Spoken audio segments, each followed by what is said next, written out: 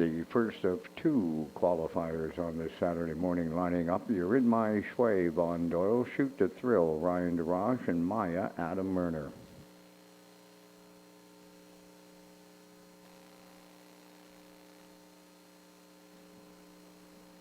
Here they come.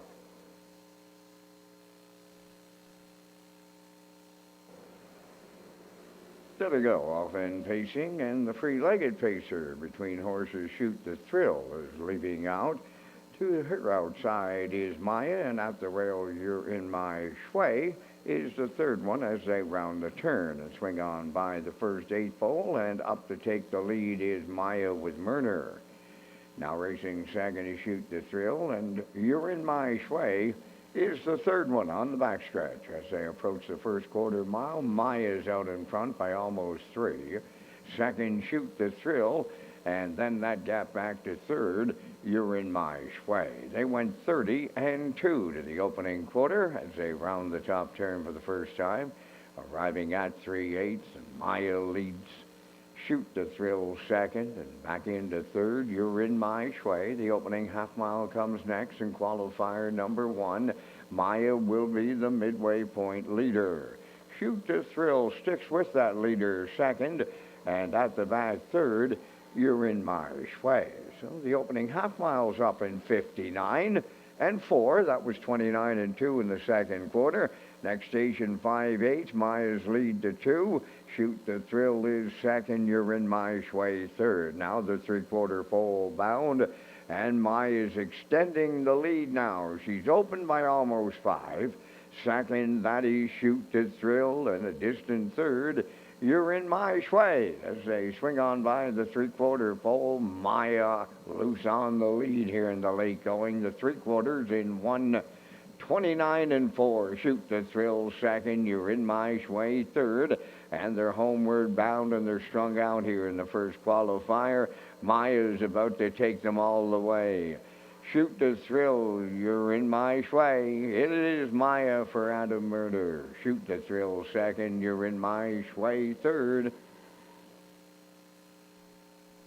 Time for the mile in 1:59 and 1.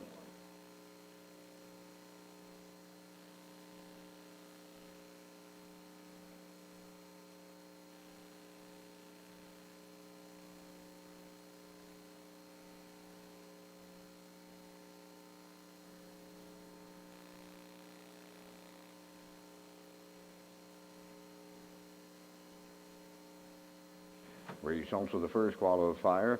You're in my sway third. Shoot the Thrill second. Maya the race winner. Fractions of 30 and 2, 59 and 4, 129 and 4, and the mile 1:59 and 1.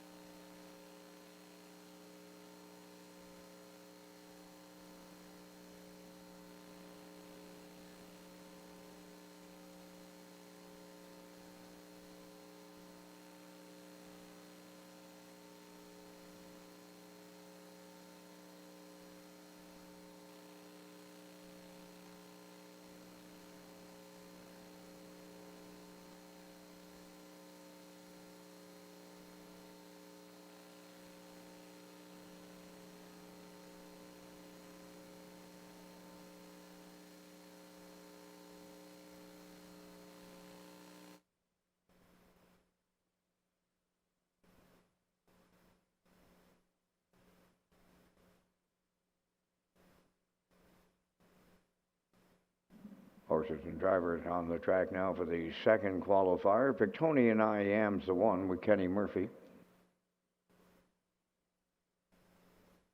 Having Fun in the Sun 2, Miles Heffernan Sr.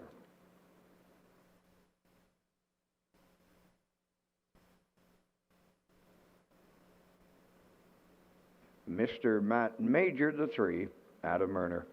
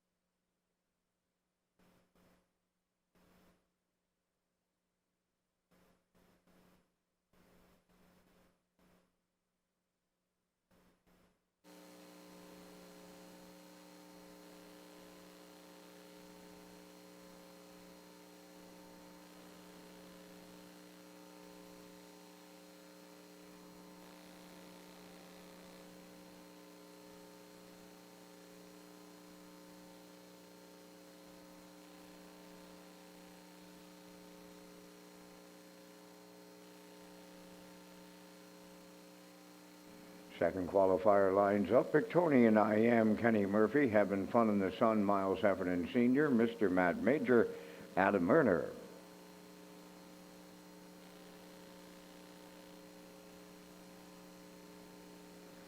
Having Fun in the Sun will not make the cut. Pulled up.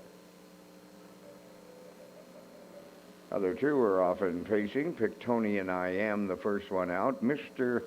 Matt Major will be second, and Having Fun in the Sun pulled up and returned to the barn area. At the first 8, it'll be Pictonian I Am for Kenny Murphy by 2 on Mr. Matt Major.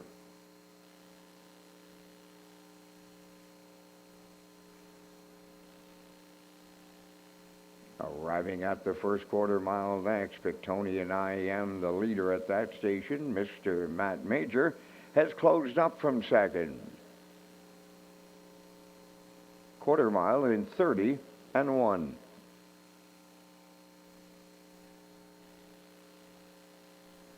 Arriving at the 3/8, Pictonian I Am leads Mr. Matt Major.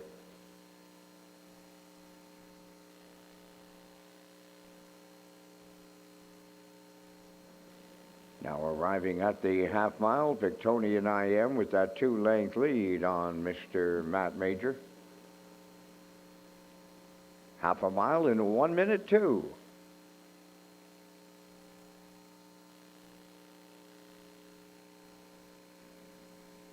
Passing on the 5/8 pole, led by Victonian IM. Mr. Matt Major continues second. 3/4 up and coming. Victonian IM, the leader at that station. Now right there in second. That's Mr. Matt Major, and the 3/4 time in 1:30 and 3. Every quarter in 30 and 1. With an 1/8 left to go in the second qualifier on this Saturday morning. Victonian IM looking to go all the way. Mr. Matt Major is second, and they land on the line next. Victonian IM all the way for Kenny Murphy. Mr. Matt Major second.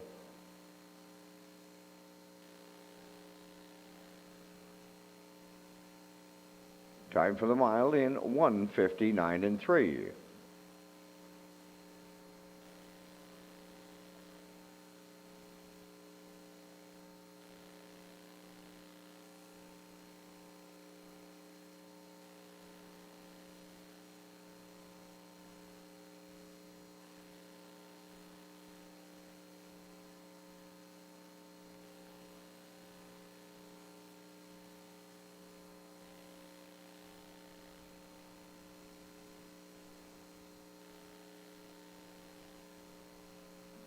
Now the results of the second qualifier. Victonian IM the winner. Having fun in the sun, did not finish. Mr. Matt Major second. 30 and 1, 1 minute 2, 1:30 and 3, 1:59 and 3.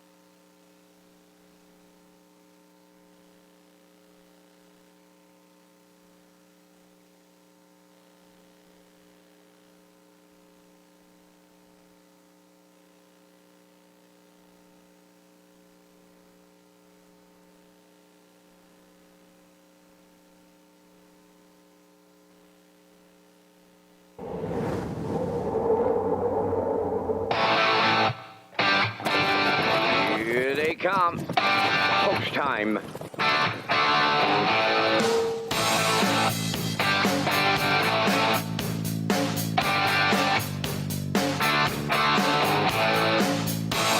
Deep stretch now. Set the camera up.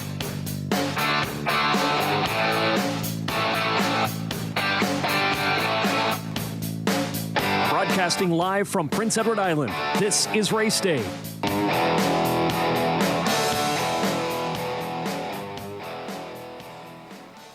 Good afternoon and welcome to Red Shores Racetrack and Casino here at the Charlottetown Driving Park for this Saturday afternoon program.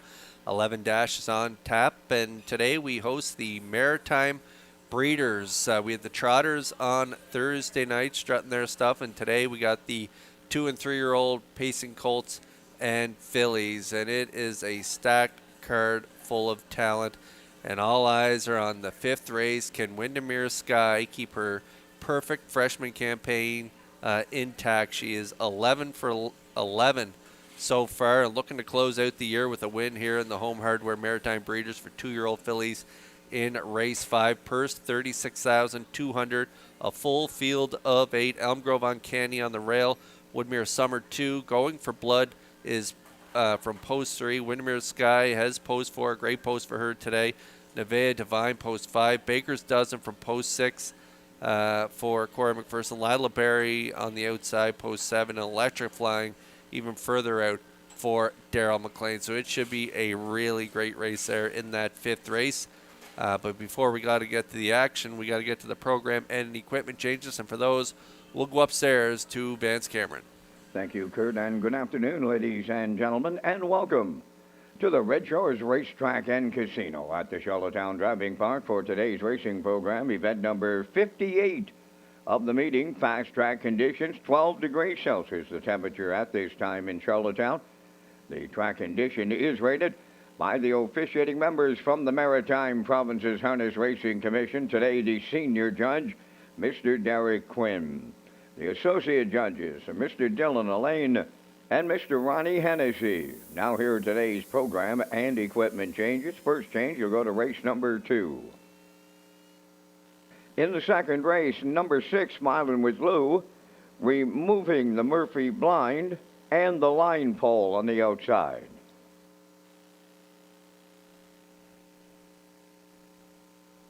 Next change, you'll go to race number 4. In the 4th race, number 1, Chromed Up, removing blinkers.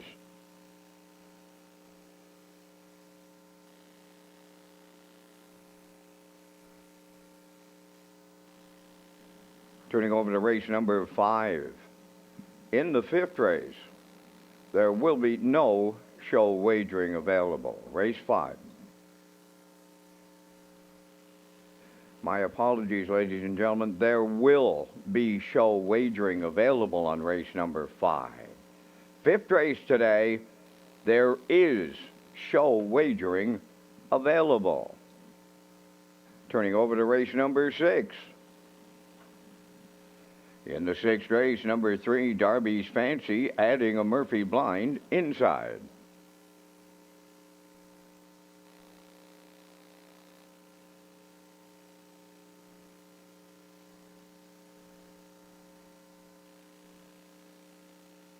Next change will go to race number 10.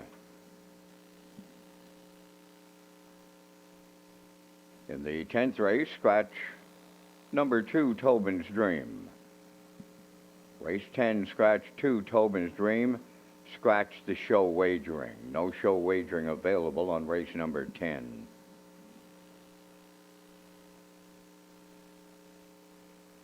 Turning over to race number 11. In the 11th race, number 3, Miss Dutton, going from an open bridle to a Swedish blind bridle. Number 4, Tobin's Bounty, has a chart line not showing. 23rd of October here in Charlottetown, fast track. Scoring from post 3 and finished 3rd was race timed in 1:56 and 2, driven by Adam Murner.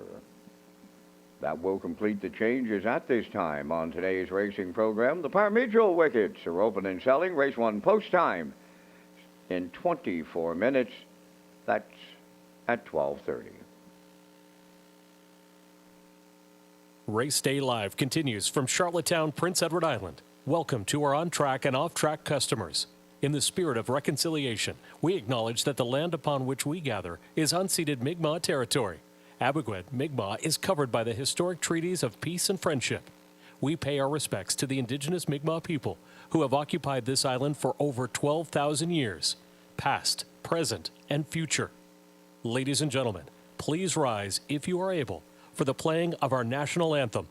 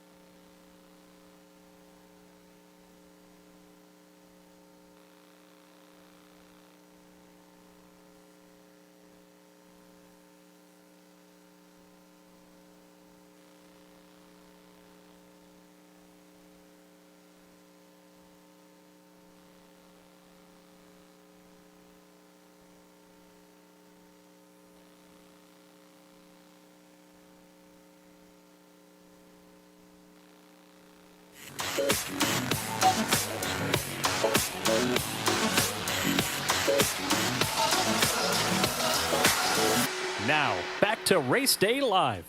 Good afternoon and welcome back to Race Day Live. I'm your host Kurt Hughes here at the HBI broadcast desk. Vance Cameron will be calling all of the action. Today we host the Home Hardware Maritime Breeders for 2- and 3-year-old Payson Colts and Fillies. It should be an excellent afternoon of racing, and all eyes are on the 2-year-old filly by Somewhere Fancy in race 5, Windermere Sky. 11 for 11, perfect in her freshman campaign. She's going for 12 straight, and she's got a good shot at doing it here in race 5. It's a field of 8, and she's drawn a real good spot from post 4. But we're going to take you back to Breeders' Crown Sunday when she broke her own track record and equaled the Canadian record for 2-year-old fillies in 53 and 3. So let's roll it. Brooke Desi on the outside 8. Mysterious Ways goes underway. They're halfway home in 56 and 1. Windermere Sky, the leader, and she's rolling now with 3/8 to go.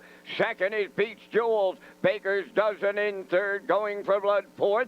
On the outside 5th, that is Woodmere Summer. Now in 6th, Fallon from the outside. Mysterious Ways 7th, and trailing the field, Salisbrook Desi. They arrived at 3/4. Windermere Sky was there. 1:25 and 3, and she's opened up by 2.5. 1/8 of a mile to go. Make it 3 now. Windermere Sky and Campbell headed on home.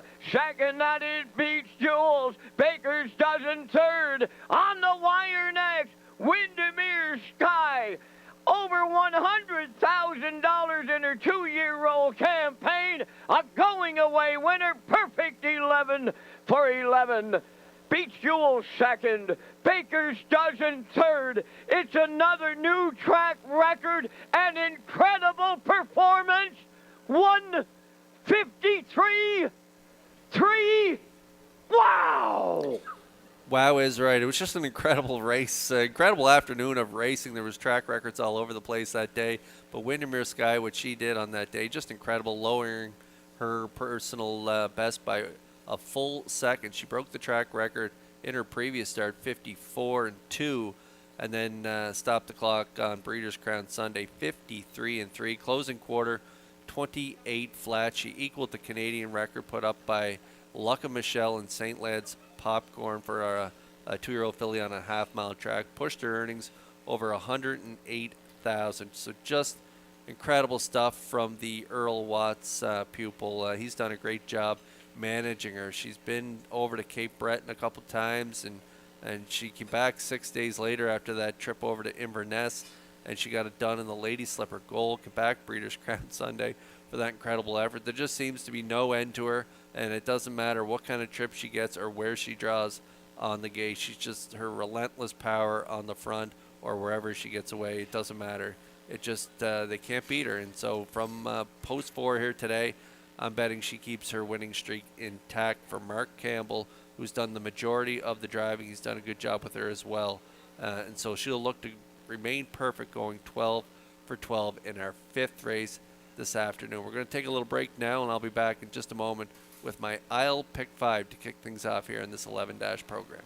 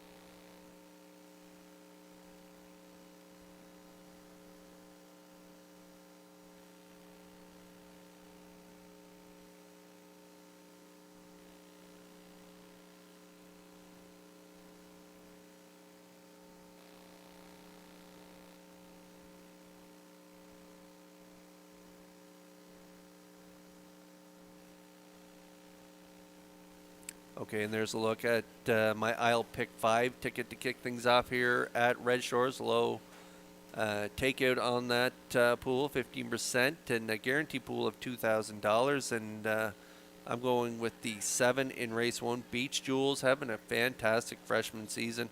2-year-old daughter by Arthur Bluechip, coming in off 3 straight seconds last time out. Second to Windermere Sky in that incredible 53 and 3 mile. She was second, just beating a 4 1/4 at the finish. And Mark Campbell will do the driving for Beach Jewels out there in post 7. I think she can get it done there in race number 1. Over in race number 2, going to go with 0260, 2-year-old by Tobago Kays. Reeled off 4 straight and then just got collared late in the mile last time out. Third by a half length, 55 and 4. Big trip though for this 2-year-old trained by Sifroy Melanson. David Dowling will do the driving today on 0260 in race 2. Then over in the third, going to go with the 5 Bad Girl Bridgette. Incredible sophomore campaign. She's got over 86,000 made this year. 10 for 13. Incredible season.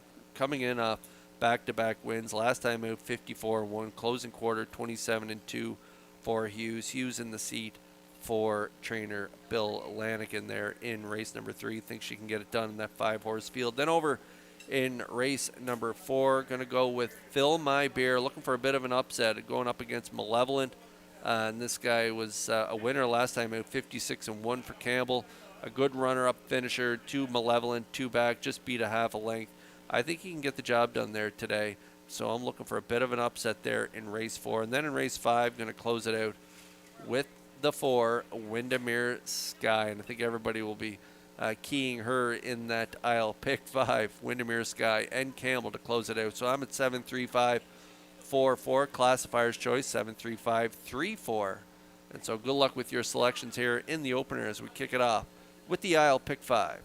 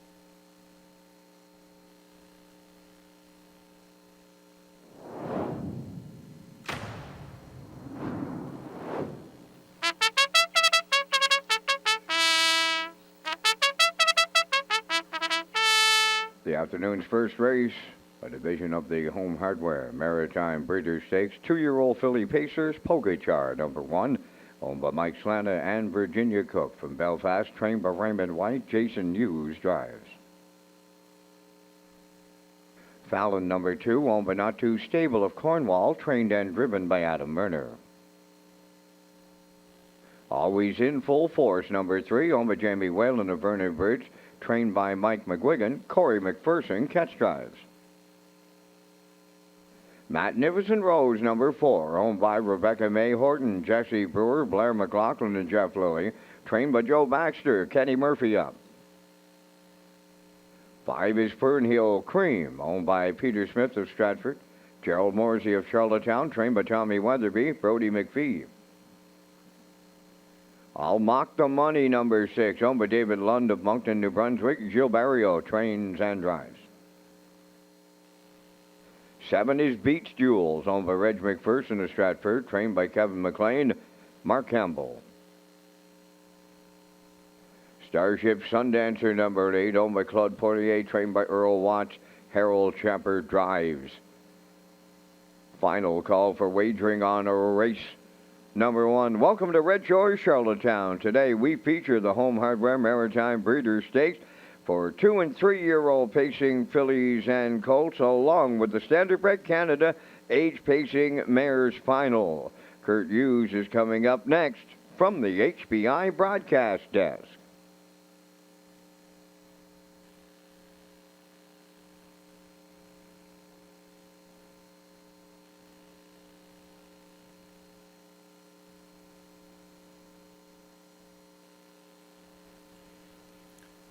Yeah, Vance, we got a full slate of talent in this 11- program. We kick it off with the Home Hardware Maritime Breeders for 2-year-old fillies, purse $36,200, and we're taking a look right now at Beach Jewels scoring down here for Mark Campbell.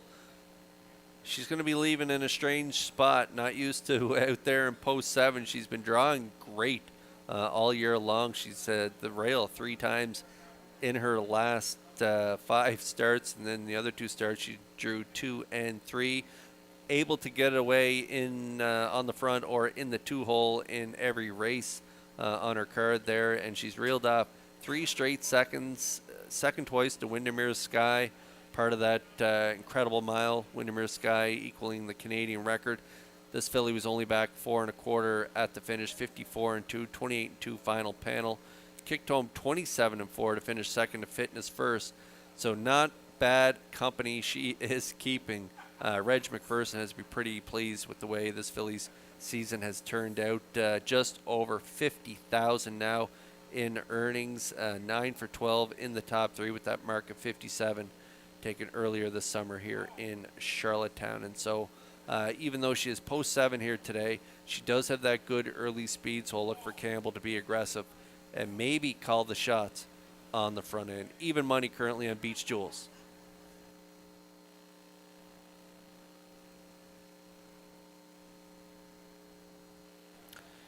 And this filly's had an up and down season, dealing with some braking issues. She had a real nice win.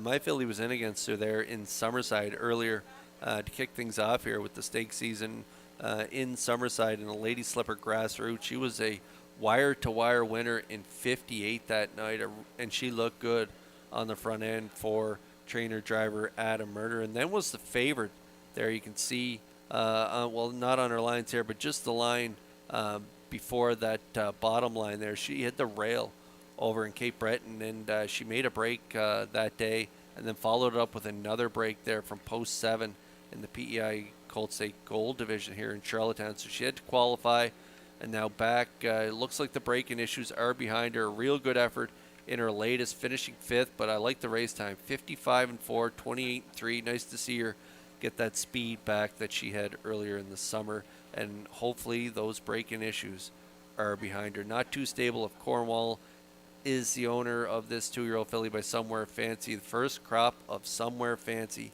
has looked terrific, both on the filly side and the colt side. And so Fallon could complete the exactor here from this inside post. 5-1.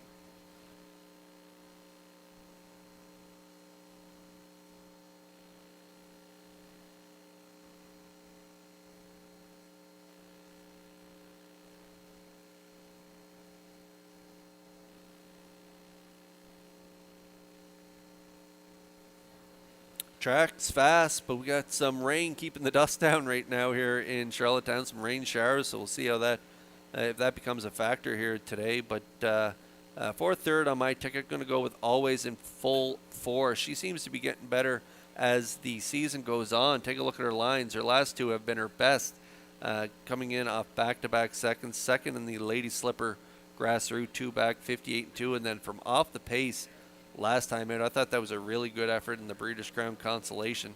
Spotted them 11 lengths at the quarter. Was only back a length and a quarter at the finish. Race time to 1:58. Closing quarter 29-1. Corey McPherson will drive for trainer Mike McGuigan. Jamie Whalen is the owner breeder of this one from Vernon Bridge. Always in Full Force.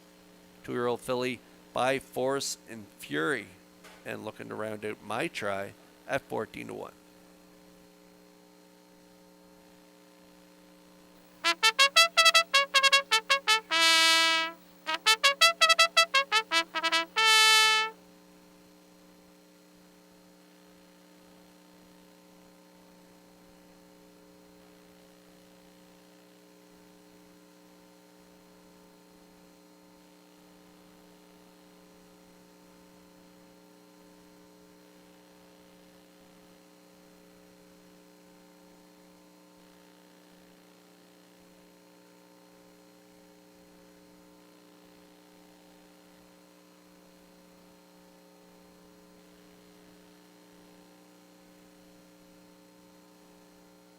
Rain looks like it's coming down a little harder here in Charlottetown. Got a birthday shout out. Happy birthday to Leonard Doyle from all of us here at Red Shores. We hope you have a fantastic day as the Home Hardware Maritime Breeders 2-year-old fillies line up in behind the Metro Home Building Center. Starting gate, race 1 starters on gate. Up to Vance Cameron for the call. Pogachar, Fallon, Always in Full Force, Magnificent Rose, Fernhill Cream, I'll Mock the Money, Beach Jewels, Starship Sundancer on the grandstand side. $36,200 on the line.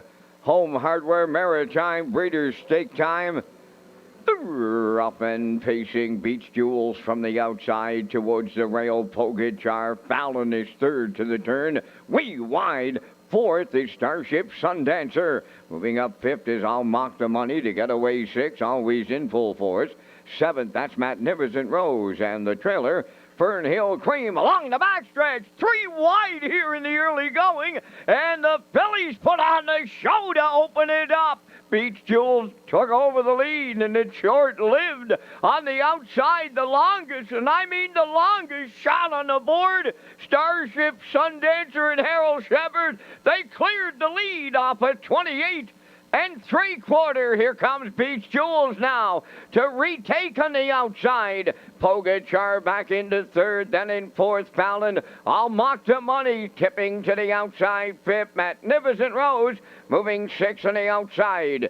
Seventh, Always in Full Force, and the trailer, that is Fernhill Cream halfway home. Beach Jewels in 58 3. I'll Mock the Money now on the outside second. Coming up third from the outside, Magnificent Rose. Then in fourth at the rail, that is Starship Sundancer. Outside of fifth, Always in Full Force. Up the rail, sixth is Pogachar. Fallon now seventh. Fernhill Cream is eighth. They arrive at 3/4. I'll Mock the Money with her head in front on the outside. Beach Jewels along the rail. Racing third, that's Magnificent Rose. The 3/4 in 1:29 4. Rounding the turn with an 8 left to go. Beach Jewels now by 2. Magnificent Rose ready for the stretch drive into third. That's Always in Full Force. On the wire they come. Here is Beach Jewels and Mark Campbell and the Maritime Breeders. Second, Magnificent Rose might have been Always in Full Force. Third in 1:58 4.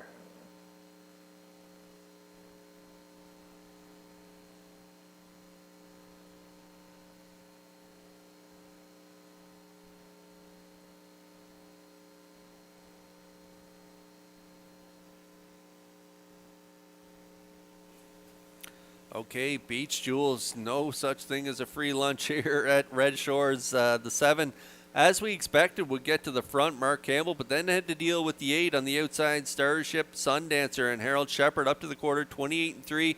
So Mark was forced to let her go and come back around to the front, 58-3. And then right breathing down his neck was Al Money, and Barrio would not let them get a breather there as they battled up to the 3/4, 129-4. Beach Jewels put the 6 away. Then had to deal with the 4 down the stretch. Magnificent Rose and Kenny Murphy. That filly raced great here today to get the deuce, but Beach Jewels going to hold on for the hard-fought victory here in 158-4. She delivers as the 1-2 chalk. Magnificent Rose second, always in full fours up there for third at 14-1, 7-4-3. Unofficially here in race 1, we'll see the 7 Beach Jewels and Campbell back in the Crown Rust Protection winner's circle next.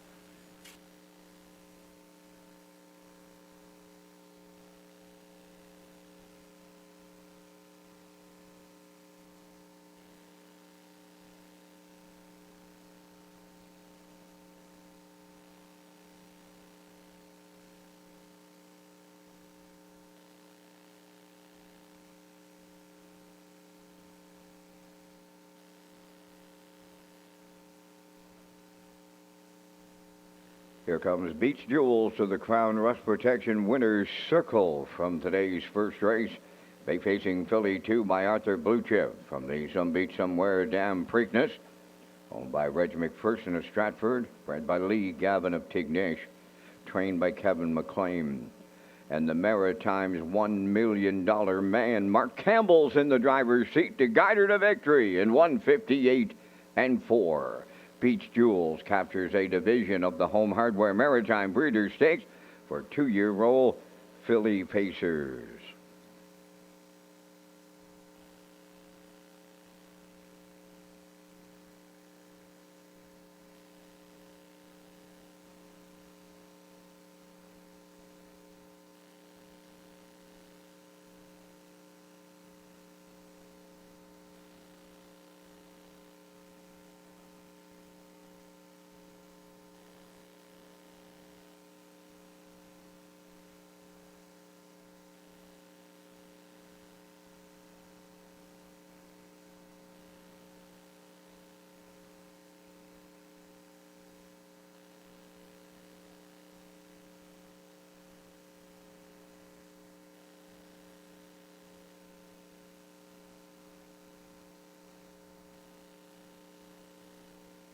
This race replay is brought to you by Symes Horse Transport. Based in Nova Scotia and with over 20 years of experience, Chucky Symes would welcome the opportunity to transport your horses when you need them moved.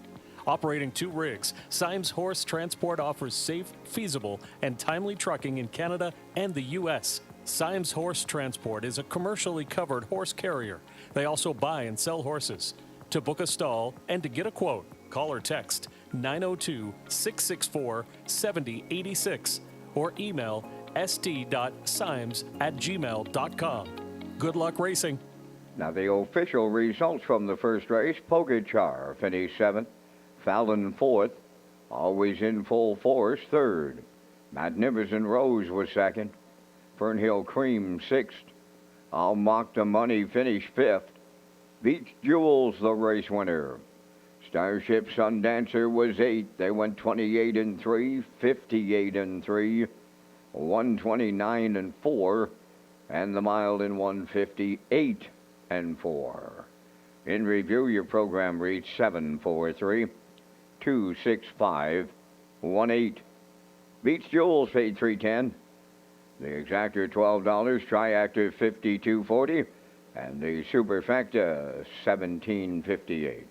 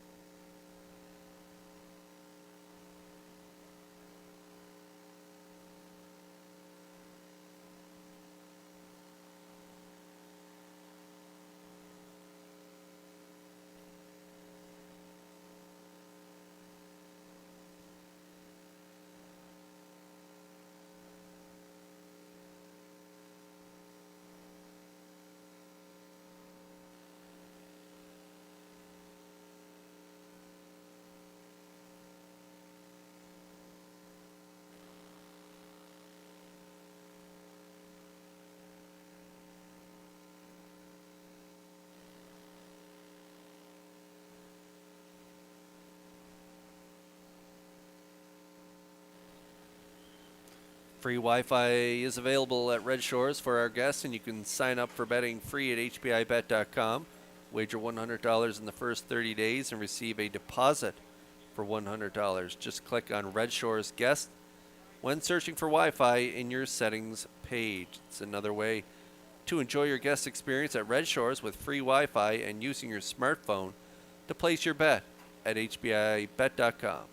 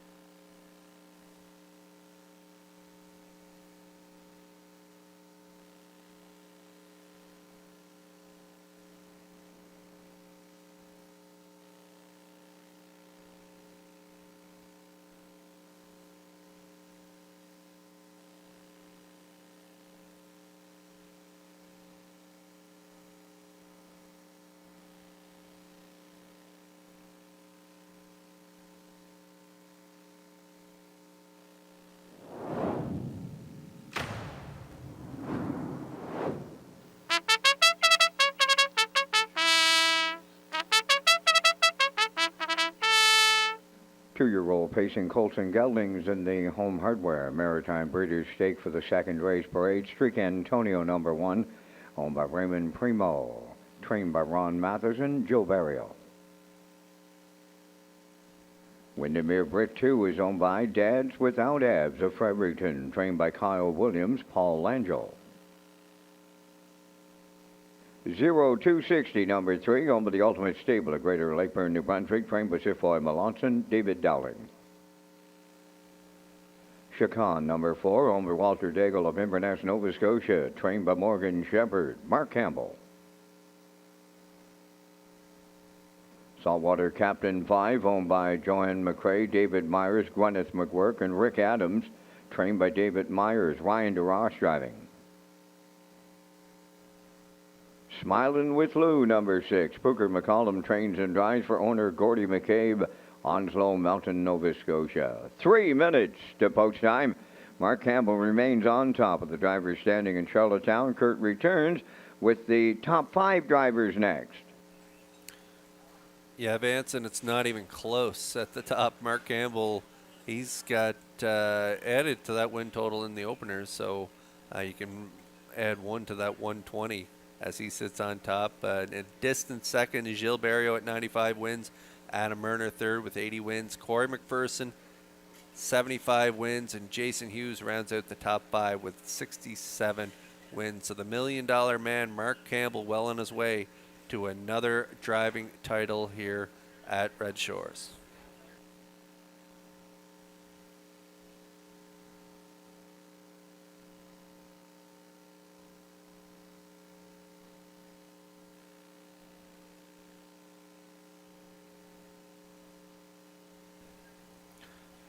What a catch drive this is to get. David Dowling picks up the livest of mounts here in race 2 aboard 0260, 2-year-old gelding by Tobago K's Ultimate Stable of Greater Lakeburn, New Brunswick. It's the owner, Sifoy Melanson is the trainer. This guy reeled off 4 straight, doing real good things with Barrio in the seat, but Barrio driving for Team Matheson there on the rail. And so David Dowling, he gets the live mount. Post 7 last time out, got to the front, finished third by a half length. They're right across the wire, and he got beat by 2 dandies in Sporty Anthony and Woodmere Kobe. So 3 nice colts right across the wire last time out. And this guy, he did the heavy lifting on the front and just got nosed out there at the finish. Still good race time there, 55-4, 28-4 final panel, and that was in the Breeders' Crown final. Moves in a few spots on the wings, a much softer group for him today. I think it's going to be down the road they go for Dowling and 0260 at 1-2 on the board.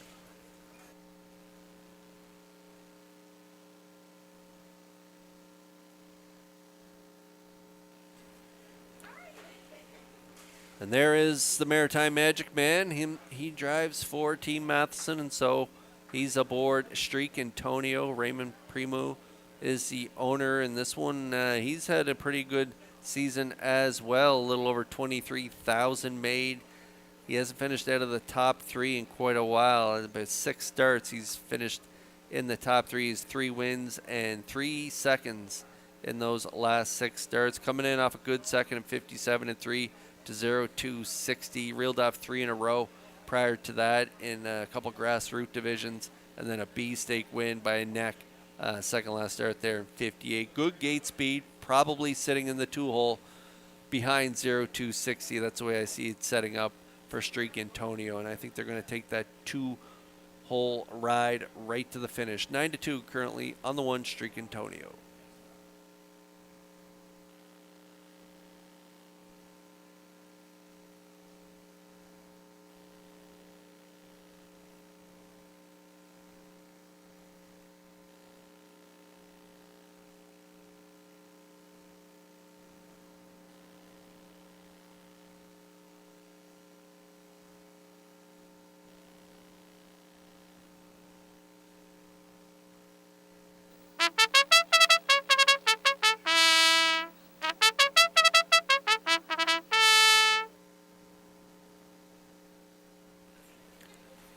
Okay, we're getting close here in race 2. Home Hardware Maritime Breeders 2-year-old colts on track.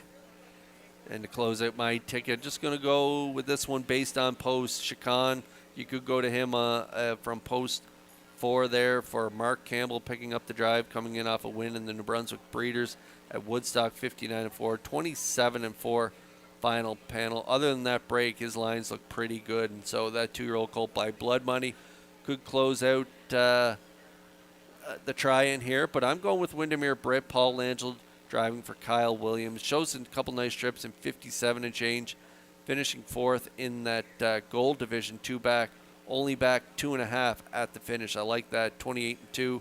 He had post 6 on that day, 6 by 11 at the quarter, and so that was a really good rally in behind 0260, Streak Antonio, and Windermere Kobe. So Windermere Britt's going to close out my ticket at 6-1.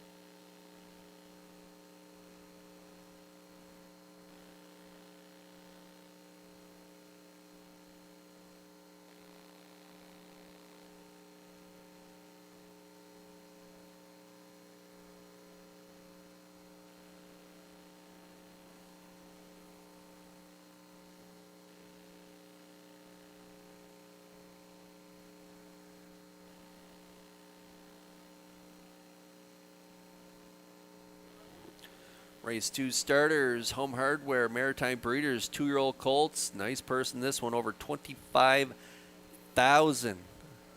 And the starters for race 2 are lining up in behind the Metro Home Building Center starting gate. It's post time. Up to Vance Cameron for the call. Streak Antonio, Windermere Britt, 0260, Chacon. Saltwater Captain, Smiling with Lou at the top of the stretch.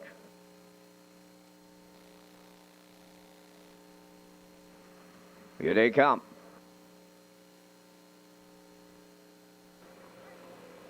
The Rough and pacing 0260 right to the front. Second, Streak Antonio. Windermere Brent third. Fourth one to the turn, Chicon. Away fifth, Saltwater Captain. On the outside, six. That is Smiling with Lou as they arrive at the eighth pole by 2 lengths. That is 0260 for David Dowling. Second is Streak Antonio. Dropped in third, Windermere Brent. On the outside, moving up fourth is Smiling with Lou. At the rail, Chicon fifth. And trailing the field, Saltwater Captain. They go by the first quarter, 0260. The post-time favorite was there in 29. And 4, Smiling with Lou is going to be overland. He's up to second on the outside. Third up the rail, Streak Antonio racing fourth. Windermere Bridge, Chicon has fifth, and Saltwater Captain sixth. Opening half mile comes next, led by 0260. Smiling with Lou lays outside second. Third up the rail, that is Streak Antonio. Windermere Brick continues fourth, followed by Chicon, and the trailer, Saltwater Captain, 59 and 4 over to the opening half mile. They're at the 5/8 pole, led by 0260. Streak Antonio reclaiming second. On the outside, third is Smiling with Lou. Fourth on the cones is Windermere Brent. Up on the outside, Saltwater Captain picks up fifth. Now Chicon trails are at the 3/4. 0260 still by 2. 3/4 of a mile in 1:30. And 3. Streak Antonio races second. Windermere Brit is there third. Set to turn for home. 0260 trying to close it out. Streak Antonio on the outside second. Windermere Brit at the rail third. On the wire, here is 0260 for David Dowling all the way. Streak Antonio second. Windermere Brit third. 159 flat.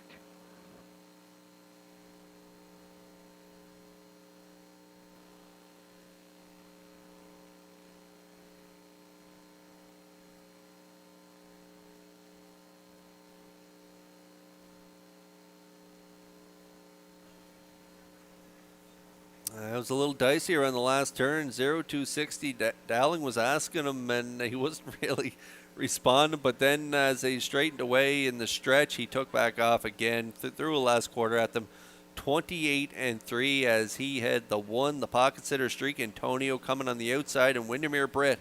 I thought this guy may round out the try, and he does for Langely. Get a good trip, sitting 3. He hit a great post here today, and he's coming in of a couple of nice performances, and so I thought he might be able to round out that top 3. 0260, great on the front as expected. Dowling picks up the live drive, and he makes no mistakes putting him on the front off a nice half, 59 and 4, well rated by Dowling, 130 and 3. 159 is the mile for 0260 as he picks up his 7th win and well over 60,000 in earnings on the season. Pretty good way to wrap it up in his 2-year-old freshman campaign for the son of Tobago Cays. We'll see him back in the Crown Rust Protection Winner's Circle next.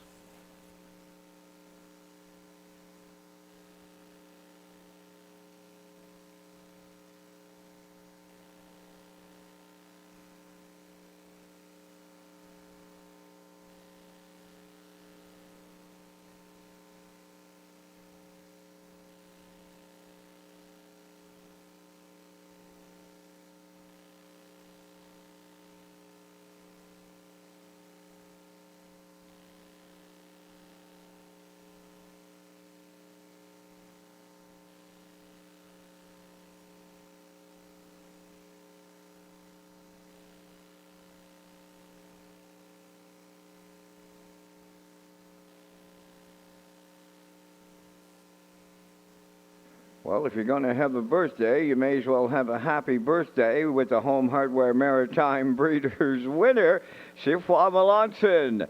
Happy birthday and congratulations here in today's second race. It's 0260 in the winner's circle. Bay Pacing Gelding 2 by Tobago Cays. Off the Amerifan Gigolo Dam, J.J. Mistress. Home of the Ultimate Stable of Greater Lakeburn, New Brunswick. Bred by Jamie McKinley. Trained by Sifwa Melanson, David Dowling in the driver's seat. Put him on top at every call. A winner in 159. 0260 in the Maritime Breeders. Joining us with the Winner's Circle presentation, Arnold Hagen and Peter Smith. And the birthday boy, Sivwa Melanson. 0260 in the Home Hardware Maritime Breeders.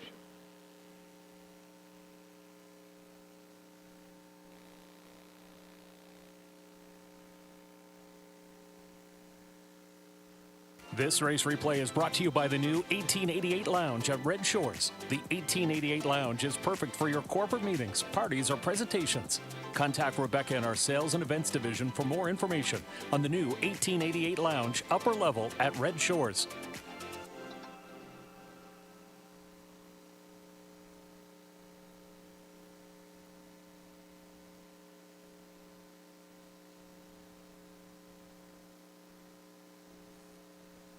Now the official results in the second race, Streak Antonio second, Windermere Brent for third, 0260 the race winner. Chacon was fourth, Saltwater Captain finished fifth, Smiling with Lou sixth, fractions of 29 and 4, 59 and 4, 130 and 3, and the mile in 159. From the top, your program reads 231 456. 0260 310.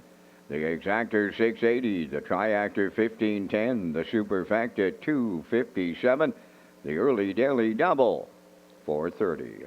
Ladies and gentlemen, the racing officials will downgrade the track conditions to be listed as good with a 1 second variant.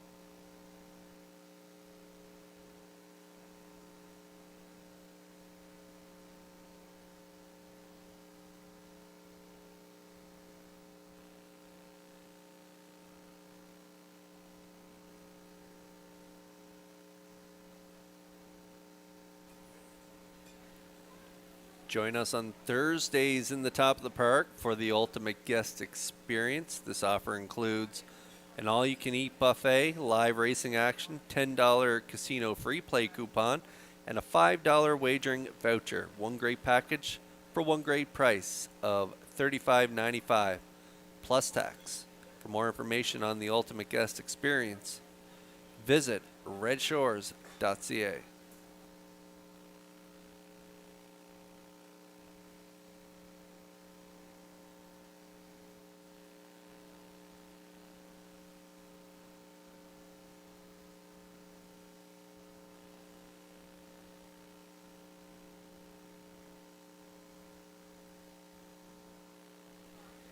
Okay, we'll get a look at the Atlantic Post Gulls paddock cam here for race 3. 6 away from post time. We're going with a 5-1-3 classifier. Myself matching strides here with Bad Girl Bridget on top of Mind, Body, and Soul and Woodmere Betcha. Home Hardware Maritime Breeders for 3-year-old fillies coming up next. Purse $23,650.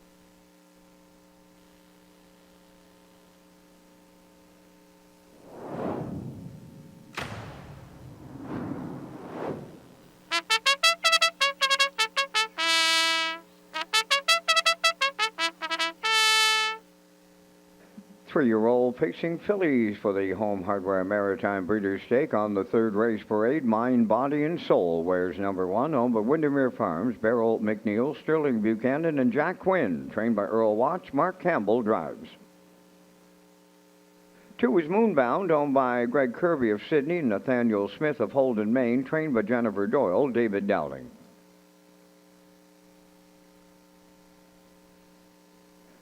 Woodmere Betcha 3 is owned by the stable Woodmere Betcha of Guelph, Ontario, trained by Jamie Smith, Corey McPherson. Windermere Classy 4 is owned by Windermere Farms. Brian and Ira Wallach Racing of New Jersey, Matt Burke, and Don McNeil Jr., trained by Earl Watts out of Murner. 5 is Bad Girl Bridget. Bill Lanigan of Montague owns and trains. Jason Hughes drives at 3 minutes. 2 post time. Kurt has the top contenders for race 3, but first a look at the top trainers in Charlottetown. Yeah, Mark Campbell leading driver. His son Landon Campbell leading the way in the trainer's side. 50 wins. Adam Murner in second. Close. They're just 3 back. 47 wins. Jen Doyle in third with 39 victories. Ron Matheson in fourth with 38 wins. And Ashley Gamester rounds out the top 5 trainers with 35 wins.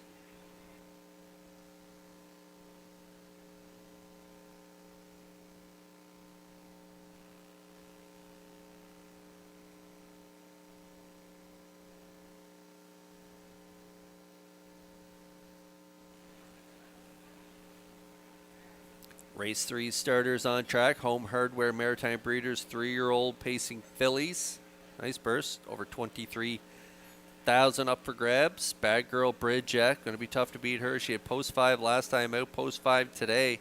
On the front end, 54-1. That is her record to date. 27-2 closer in that Breeders' Crown final. The week before, she had post 7. Got away 5th early. Made her way to the front and did not look back, winning by 4 1/4 for a nice mile of 57-2, and that was in that Lady Slipper Gold closing quarter, 28-2. 10 for 13 this year, over 86,000 made, over 119 made lifetime. She's 16 for 20 lifetime. Incredible stake career, winding down.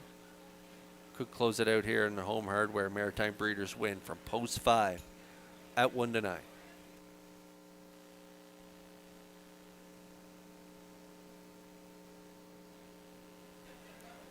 Bad Girl Bridget should call it Bad Girl Bridget, sorry. Should be heading to the front, maybe call the shots on the front end. Mind, Body, and Soul.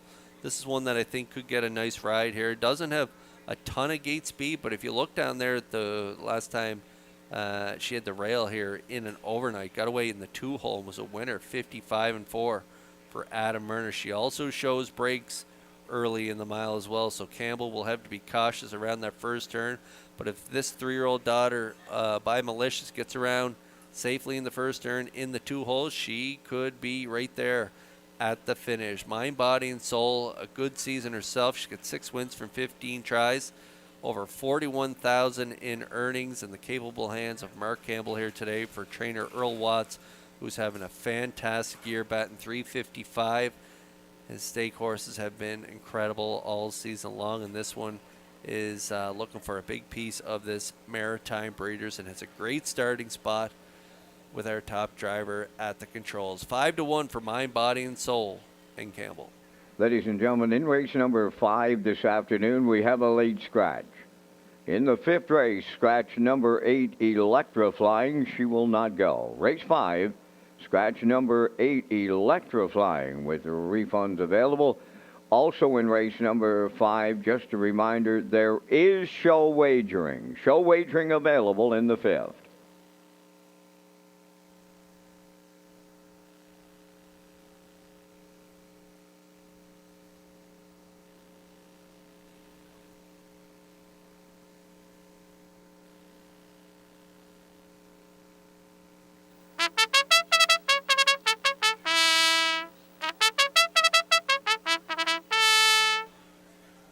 Woodmere Betcha going to close out my try. 3-year-old filly by Bet the Moon, Corey McPherson driving, 4 trainer Jamie Smith in the stable. Woodmere Betcha group, Guelph, Ontario coming in off 3 straight third place finishes. I like the 1-2 back, third, 55-1 in Charlottetown in that Breeders' Crown final. Made a late move to get up there for third, beaten 5 lengths. Closed it out 27-4, real good closer. Thought she was kind of flat last time out in Churro in the Mackenzie. I thought she should be second in there, and she kind of flattened out in the final quarter of the mile, 30-4, and so look for her to be sharper here today. 57-2 was her race time that day. Corey retains the mount. He's in the seat here from a real good post. Woodmere Betcha could round out the top 3 at 6-1 currently.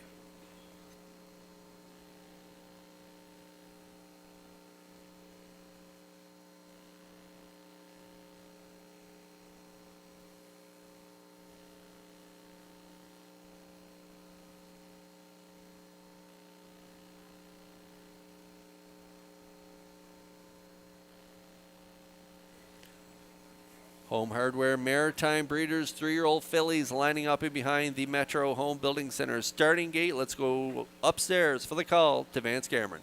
Mind, Body, and Soul. Moonbound. Woodmere Betcha. Windermere Classy. Bad Girl Bridget. Top of the stretch.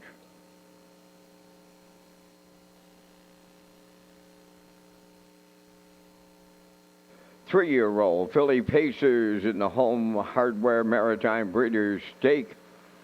Third race, post time.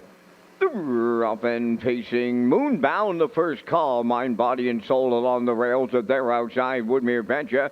Then the 4th one into the turn, Windermere Classy. Bad Girl Bridget, she'll trail at the 8th pole. They'll be 3 wide as they move to the backstretch. Mind, Body, and Soul guarding the cones for Campbell to be the leader. Moonbound is second. Bad Girl Bridget is coming third on the outside. 4th, that's Woodmere Betcha, followed by the trailer, Windermere Classy. They're at the opening quarter. Mind, Body, and Soul got them there, and she's about to give way to Bad Girl Bridget and the Blue Knight Hughes. They're on the point now, up at 29 and a 1 opener. Mind, Body, and Soul is second, Moonbound third, 4th. That is a Woodmere Betcha, and the 5th one, Windermere Classy. Towards the half mile they come, now led by Bad Girl Bridget. She's halfway home. Mind, Body, and Soul is second. Moonbound continuing third. 4th, that's Woodmere Betcha. And the 5th one, Windermere Classy. 58-3 was the opening half mile. Midway around the paddock turn for the second time. Arriving at 5/8 next with Bad Girl Bridget, the leader, on Mind, Body, and Soul. Moonbound is third. Then 4th, Woodmere Betcha. Windermere Classy 5th. The 3/4 the next stop, and Bad Girl Bridget will get them there. Mind, Body, and Soul second. Moving up third on the outside, Woodmere Betcha. Moonbound is 4th. Windermere Classy 5th. The 3/4 in 1:28-4 with an 1/8 of a mile left to go. Bad Girl Bridget turning home. Mind, Body, and Soul second. Woodmere Betcha third. Moonbound on the outside 4th. On the wire, Bad Girl Bridget and the Blue Knight Jason Hughes in the Home Hardware Maritime Breeders' Stakes. Second, that is Mind, Body, and Soul. Woodmere Betcha third. 1:56 and 1:27-2 closing quarter.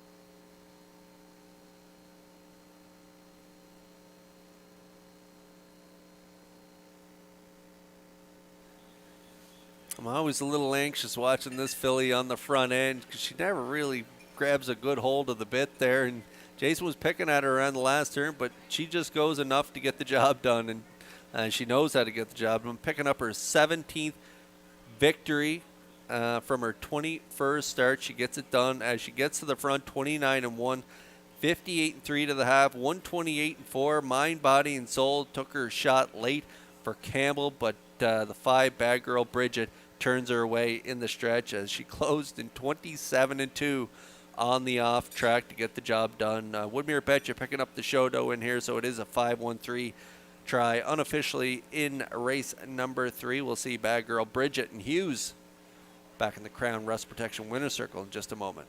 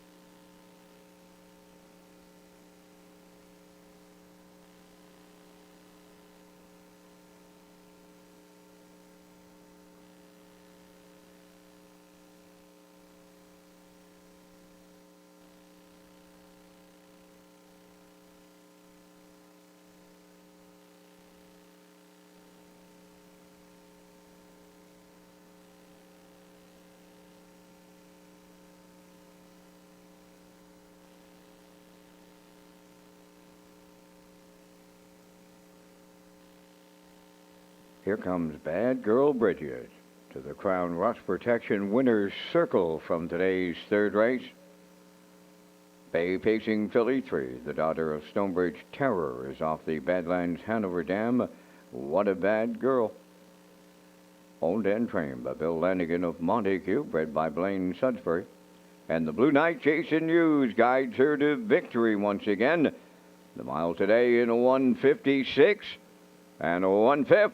With that closing quarter of 27-2. Bad Girl Bridget in the Home Hardware Maritime Breeders' Stake with the winner's circle presentation, and joining us, Arnold Hagen and Peter Smith. It's Bad Girl Bridget in a 1:56 and 1.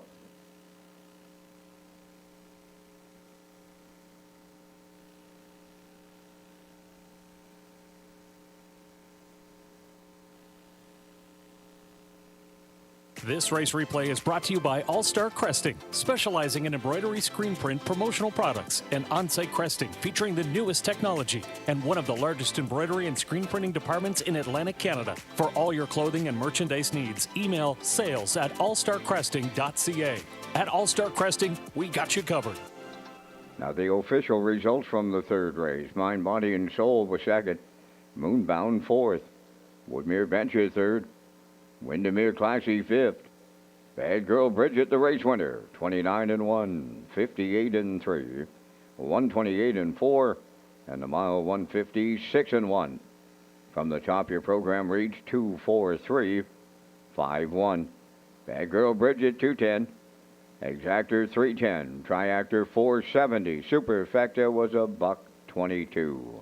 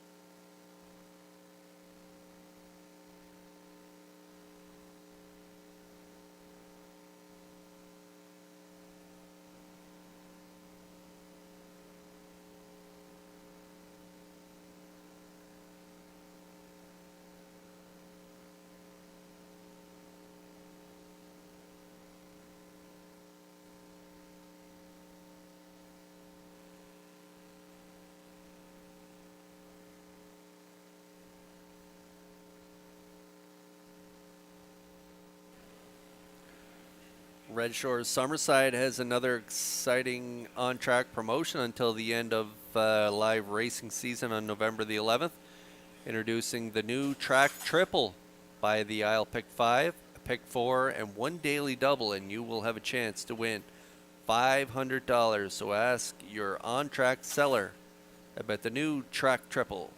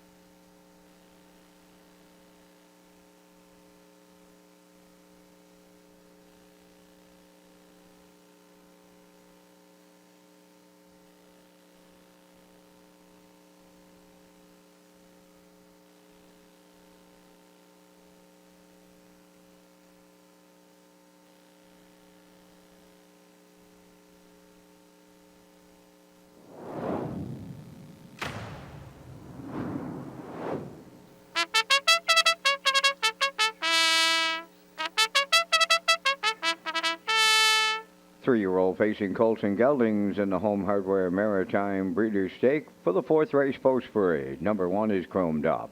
Owned by Mark Gallant and Craig Arsenault, Summerside, trained by Chris McKay. Corey McPherson drives. 2 Moonfall, owned by Hal Smith of Fonnell and Ian Smith of Stratford, trained by Tom Weatherby. Brody McPhee drives. Number 3, Malevolent, owned by Debbie Francis and Roseanne Langell of Nova Scotia. Paul Langell is the trainer-driver. Fill My Beer wears number 4, owned by Brady Doyle. Ryan McLeod, Kent McDonald, and Brent Campbell, trained by Landon Campbell. Mark Campbell up. Like a King, number 5. David Dowling, training and driving for owner Jennifer Ritchie of Kingston, New Brunswick. 4 minutes to post time. Thank you to Peter Smith with Metro Home Building Center and Arnold Hagen with High Tide Home Hardware Building Centers and the Maritime Breeders Association, title sponsors of the 2025 Maritime Breeders' Stake.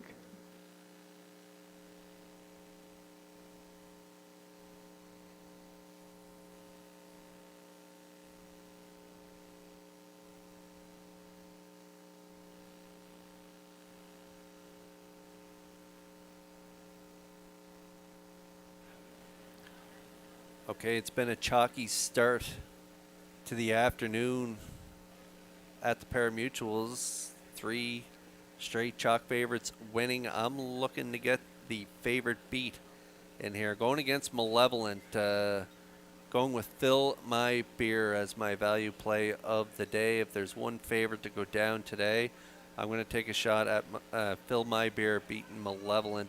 Fill My Beer just loves the front end.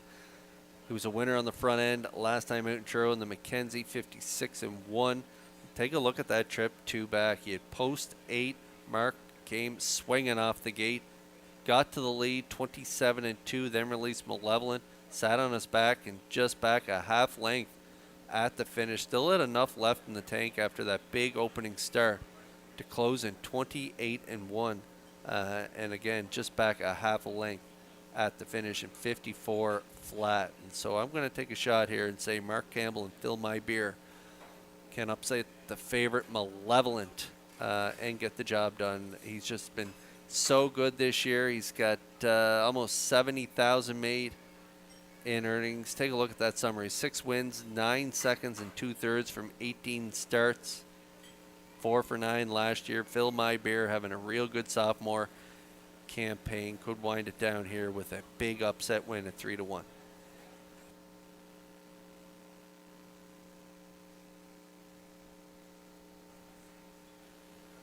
Okay, and there's the aforementioned Malevolent.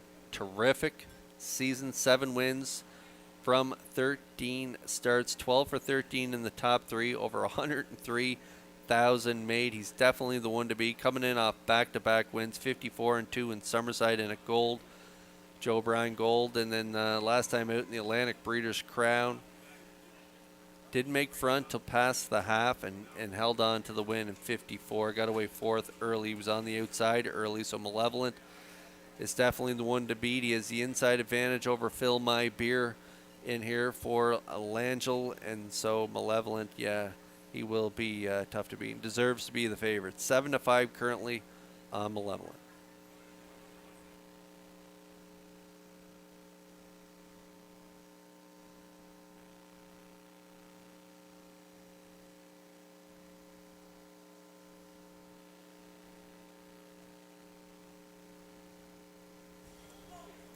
And for triactor players, Like a King has to be on your radar. Like a King coming in off a good fourth, 57 out of the David Dowling stable.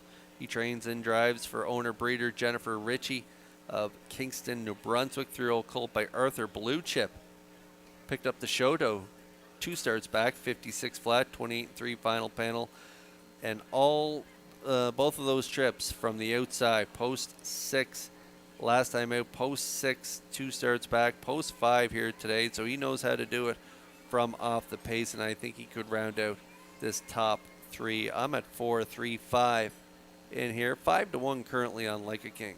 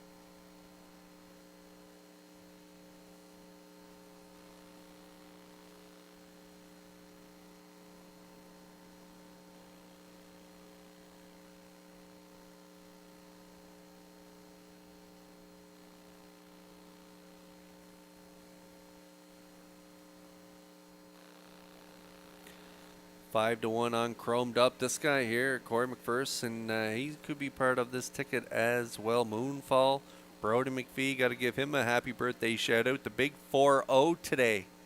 So happy birthday to Brody McPhee. He's sitting in the seat here aboard Moonfall at 8-1. Malevolent, even money, 6-5 on Phil My Beer, and Like a King currently 7-1 on the board. Home Hardware Maritime Breeders 3-year-old colts getting ready to roll here in race 4.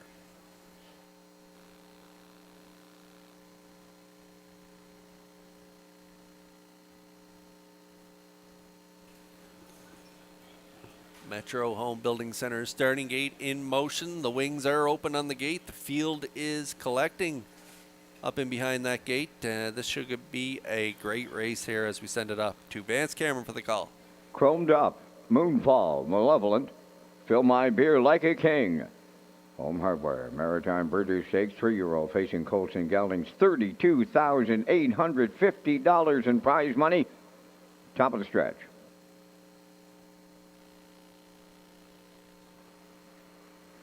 Here they come. Off and pacing, Fill My Beer, the first one out. Moonfall towards the rail, Malevolent, third one to the turn to get away fourth. That is Chromed Up, and then the trailer, Like a King, fifth. At the eighth pole, Fill My Beer and Mark Campbell, the leaders. Second up the rail, Moonfall, Malevolent keeps coming from the outside third. Fourth is Chromed Up, and trailing the field, that is Like a King. They're over to the quarter. Malevolent now going to the lead for Paul Angel. Fill My Beer gives way second, then third. As they round the turn is Moonfall. 27-4. Opening quarter, and that's a big-time opener on the track today. Down the stretch they come, and the half mile is up next, and we have a leadership change. Fill My Beer back on the point for Campbell. Malevolent now second, Moonfall third. Chromed Up in fourth, Like a King is fifth. On past that first half mile and on the lead, Fill My Beer was halfway home in 57 and 1. Malevolent on his back second, Moonfall third, Chromed Up in fourth, Like a King sent to the outside fifth. They go to three-quarters next. Fill My Beer on the lead. Malevolent is second, Moonfall at the rail third. On the outside, Chromed Up is underway fourth, Like a King on the outside fifth. Less than a quarter of a mile to go. Fill My Beer, the leader in 1:28 flat. Malevolent is second. Chromed Up on the outside third. Fourth is Moonfall, Like a King fifth. And they're homeward bound, led by Fill My Beer. Malevolent trying to come back on the wire. Fill My Beer in line to Mark Campbell. Second, Malevolent. Chromed Up is third. 1:56 and 1.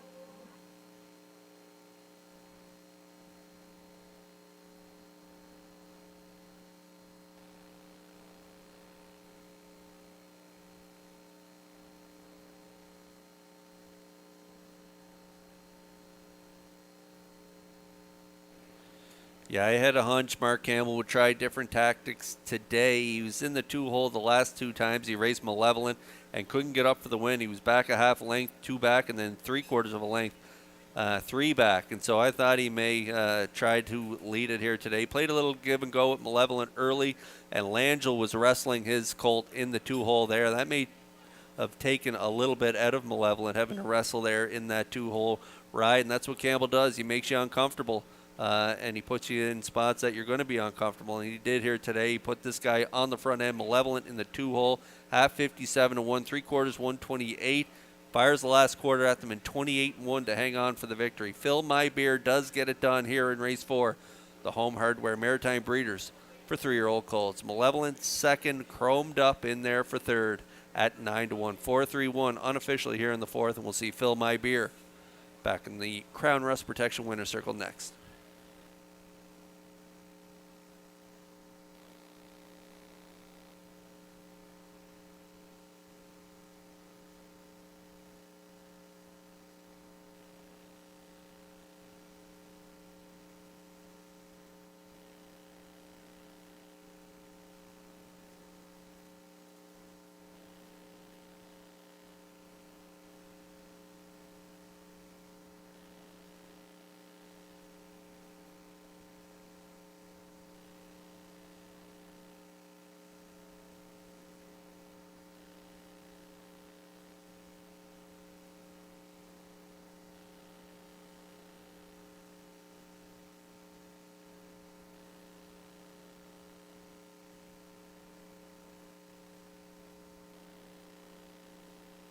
Here comes Team Campbell to the Crown Rust Protection winner's circle from today's fourth race. Fill My Beer taking them there. Facing Brown Colt, he's 3 by Shanghai Phil. Off the Ponderosa Dam Hazel. Owned by Brady Doyle, Ryan McLeod, Kent McDonald, and Brent Campbell. Bred by Berkey by the Bay Stables. Trained by Landon Campbell. Mark Campbell's second stakes victory today for the double. The mile in 156-1. Fill My Beer in a division of the Home Hardware Maritime Breeders' Stakes with the Winner's Circle presentation.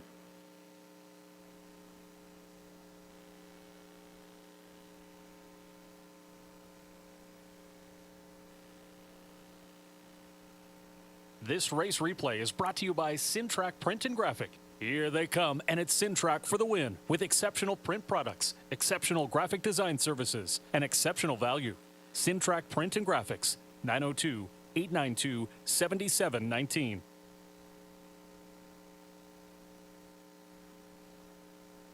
Now the official results in the fourth. Chrome Duff finished third and had broken equipment.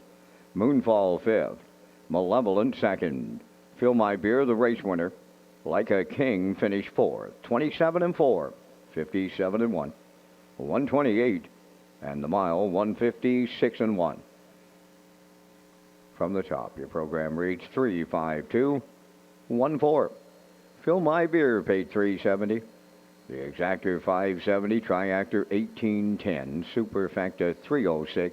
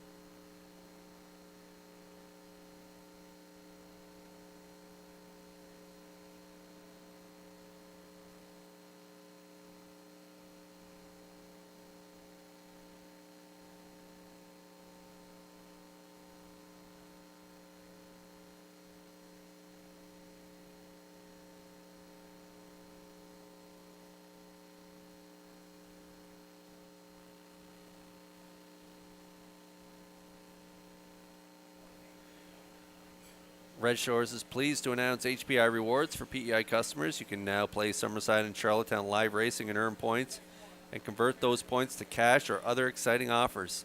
Sign up and play the horses through HBIBet.com and the new HBI rewards program for PEI.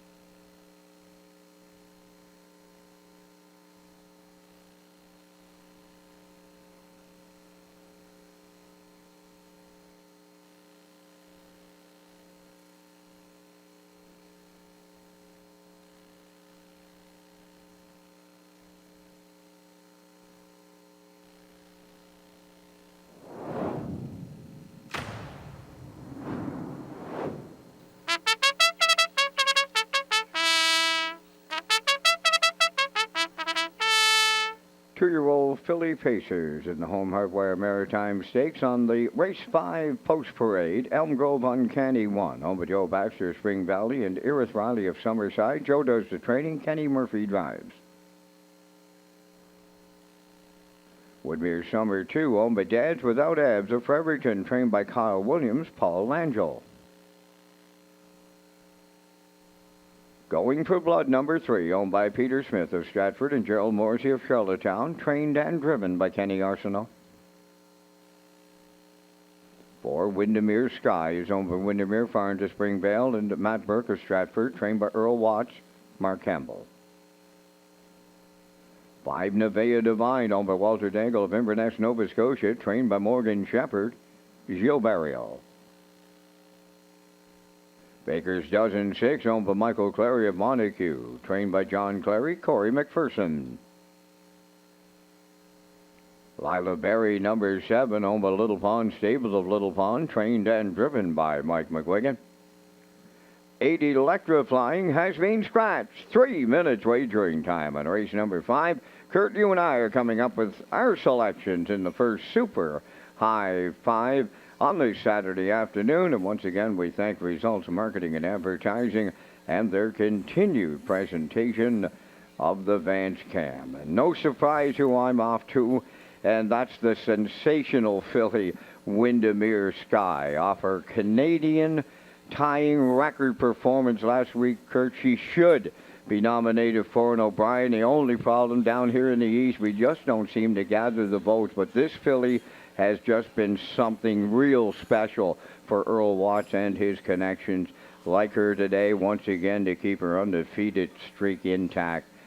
I like the 6, Baker's Dozen for the deuce, going to 3, Going for Blood, followed by the number 2 horse, Woodmere Summer, and closing it out with the rail entry, Elm Grove Uncanny. 4, 6, 3, 2, 1 from the booth. Kurt, your choices. Yeah, she's definitely something special. When you see her on the track, you don't think, wow, this is a beautiful horse. This one should be a dandy. When you look at Bo Jangles, who won the Breeders' Crown last night and kept his freshman streak intact, undefeated, to close out his year. He's just a big, beautiful horse, and you'd think he would be a good one. But for her, she is something you don't see, and that's the will to win. She has a big heart, and she does a lot with her stature because she's not overly big.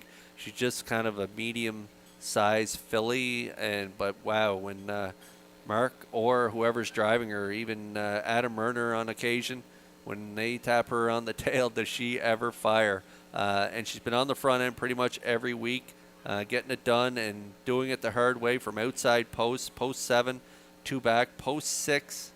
Last time out, she got stretched out to the quarter both weeks, 27-4, and still just kept on rocking and rolling, and equaled the Canadian record there in her latest in the Breeders' Crown Finals. So yeah, she should be nominated for an O'Brien. Unfortunately, you're right, Vance. We don't get the respect down here in the votes that is needed for that, but she would definitely get my vote for 2-year-old filly. She's been impressive. Somewhere Fancy's first crop, they have been impressive, and so we like her on top. I'm going with the 3, 6 for second and third. I'm going to close it out with the 1 and 2 for fourth and fifth. So I look at 4, 3, 6, 1, 2. Vance likes a 4, 6, 3, 2, 1 in our first Super High 5 of the afternoon.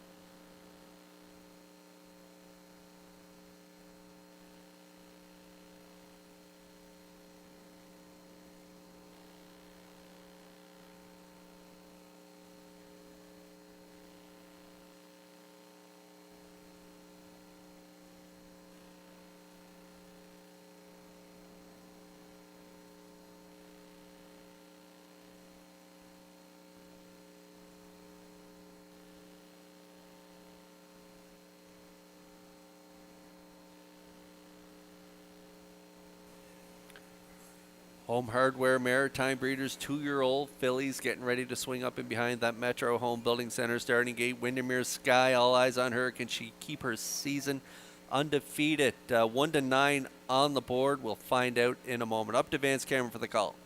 Elm Grove Uncanny, Woodmere Summer, Going for Blood, Windermere Sky, Nevaeh Divine, Baker's Dozen, Lila Berry, top of the stretch.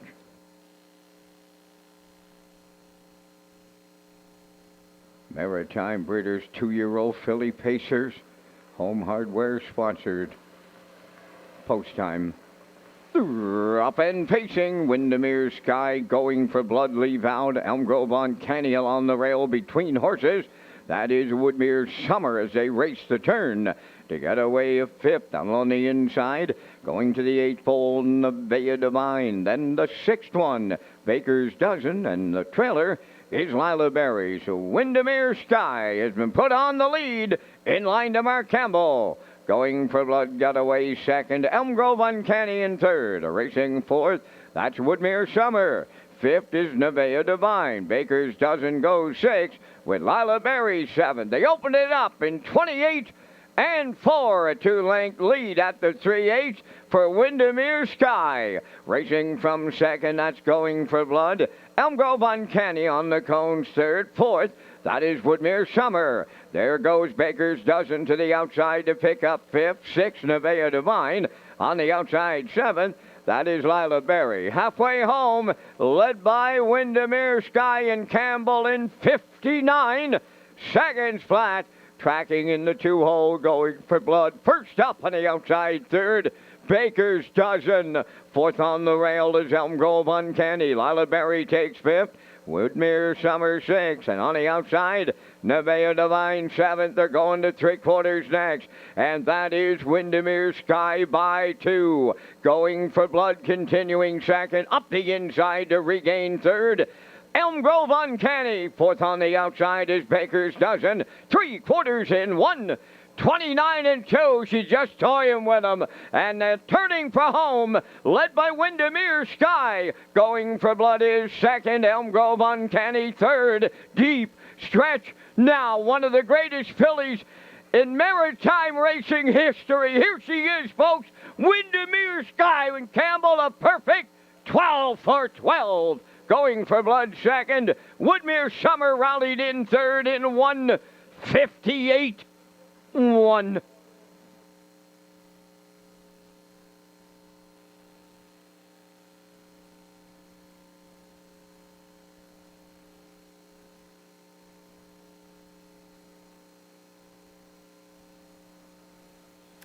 Puts her seasonal earnings up over 120,000. Incredible record for a 2-year-old filly. This one by Somewhere Fancy. As we mentioned, the first crop have looked terrific, and Windermere Sky just perfect throughout the year. She remains perfect through 12 starts on the front end. A nice easy trip for her here, 28-4, 59. Well rated by Campbell, 129-2. Fires the last quarter at them in 28-4, and that's enough to get the victory and to seal the deal on her perfect freshman campaign. Windermere Sky gets it done in the Home Hardware Maritime Breeders for 2-year-old fillies here in race 5 and delivers as the chalk. And we'll see her back in the Crown Rust Protection Winner's Circle next.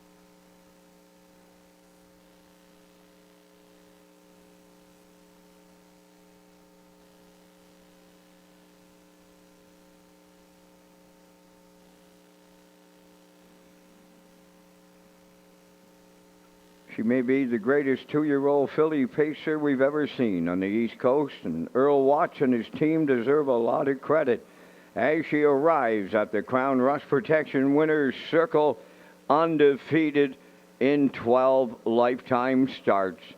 Windermere Sky, bay facing filly 2 by Somewhere Fancy off the Mr. Big Dam. Halmac Missy, owned by Windermere Farms of Springvale, and Matt Burke of Stratford, bred by Windermere Farms, trained by Earl Watts.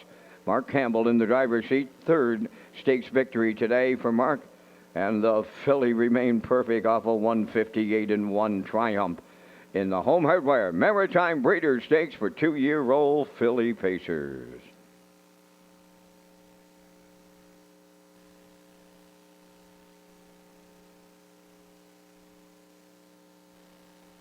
Windermere Farms is proud to announce shares are now available in our 2025 yearlings. From our Rising Star Stallion, Somewhere Fancy, to the champion sire, Malicious. This is your chance to get in on the action with some of the most exciting bloodlines in the Maritimes. Come on out to Windermere Farms and meet the future champions of the 2026 season. To book your viewing and for more details, contact Earl Watts today. Windermere Farms, where Atlantic Canada's champion stallions call home. Now the official results from the 5th race. Elm Grove Uncanny 4th. Woodmere Summer 3rd. Going for Bloodwood 2nd. Windermere Sky the race winner. Nevaeh Divine 5th. Baker's Dozen was 7th. Lila Berry finished 6th. Electra Flying was scratched. Fractions went 28-4. 59. 129-2. And the mile in 158-1. In review, 432, 157, 6 scratched. Windermere Sky 210, the Exactor 490, the Triactor 3660, and the Super High 5 3076.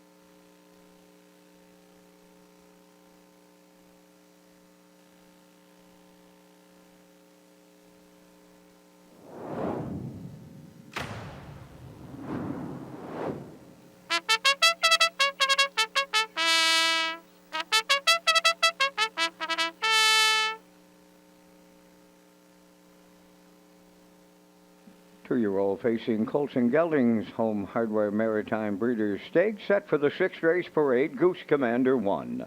Owned by Donald McRae of Vernon Bridge, trained by Ashley Gamester. Jason Hughes drives. Louis the Lip, number 2, owned by David Kennedy of Charlottetown and Ian Smith of Stratford, trained by Tom Weatherby. Brody McPhee up.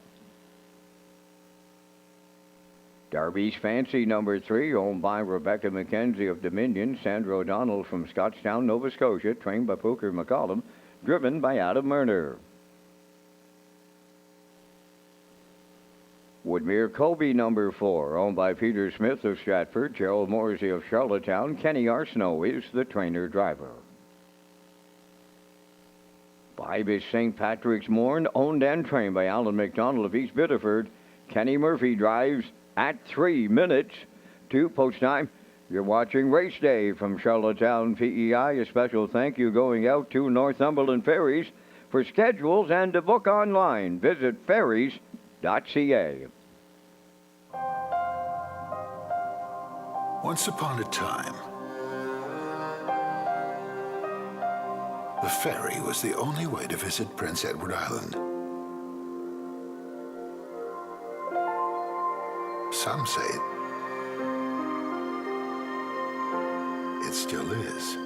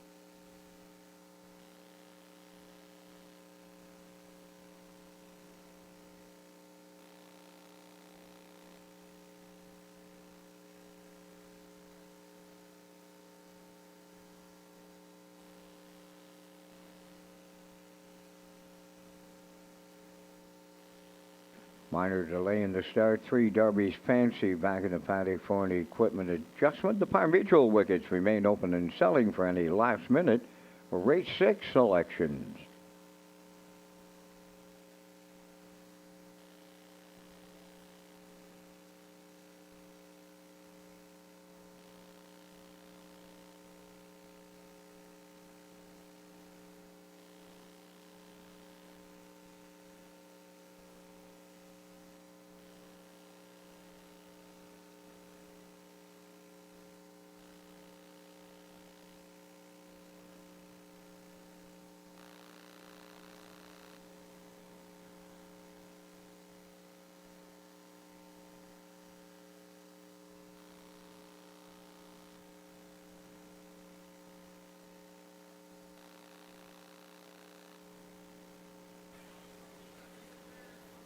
Okay, a little delay here in race 6. Home Hardware Maritime Breeders 2-year-old colts, purse 25,200.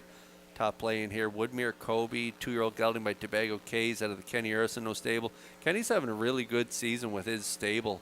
One wicket, man, we all know what he's done, winning the Barrio McIsaac. Earned a lot of money this year. And Woodmere Kobe, another good one out of his stable. We just watched his other filly there going for Blood Money filly. Had a terrific season, made a lot of money, and this guy, 41,000 made. He's 6 for 7 in the top 3, coming in off a good second by a nose, 55 and 4 from off the pace. He's versatile. He can do it up close or from off the pace. In this compact field, though, I think Kenny will want to be on the front end. Woodmere Kobe could deliver as the chalk at 1-9.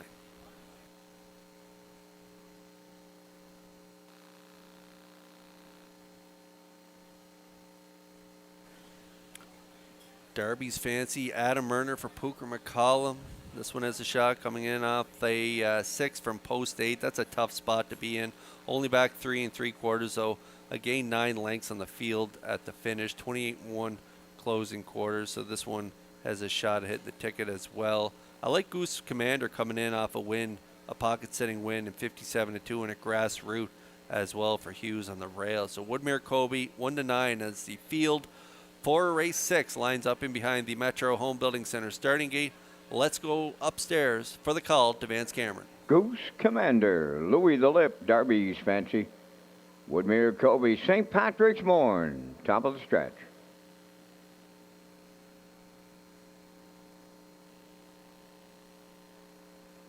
Two-year-old colt pacers ready for a start. Up and pacing, Goose Commander will get the first call. Second is Darby's Fancy, Louis the Lips away third. From the outside, Woodmere Kobe fourth. And then the trailer in fifth, St. Patrick's Morn. As they race around the turn and they're headed to the quarter, Goose Commander has the lead, and it's going to be short-lived. Kenny Arsenault arriving on the front aboard Woodmere Kobe. Goose Commander now second, Darby's Fancy third, Louis the Lip racing fourth, then the fifth one, St. Patrick's Morn, on past the first quarter mile and out in front by 3. That's Woodmere Kobe off the 28 and 4/4 mile. Goose Commander rounding the turn second, then racing third is Darby's Fancy. Fourth is Louis the Lip. St. Patrick's Morn fifth. Down the stretch for time 1. Here comes the opening half mile. And the leader at the midway point is Woodmere Kobe. Goose Commander getting the 2-hole ride. Darby's Fancy third. Louis the Lip fourth. St. Patrick's Morn fifth. 59 seconds flat was the half mile. Straight alignment as they go round the paddock turn. Approaching on the 5/8. Woodmere Kobe gets them there. Goose Commander second. Darby's Fancy now going to the outside third. Louis the Lip is fourth. And in the backfield, St. Patrick's Morn is fifth. 3/4 up next. Woodmere Kobe the leader. He's got company on the outside. Darby's Fancy is second. Goose Commander a contending third. Louis the Lip is fourth. St. Patrick's Morn has dropped right out of it. 3/4 in 1, 29-2, and they're headed on home, led by Woodmere Kobe. Goose Commander reclaiming second. Louis the Lip is picked up third. On the wire next, Woodmere, Kobe, Goose Commander, Woodmere, Kobe, and Kenny Arsenault. In the Maritime Breeders, Goose Commander was second, Darby's Fancy third, 157.4.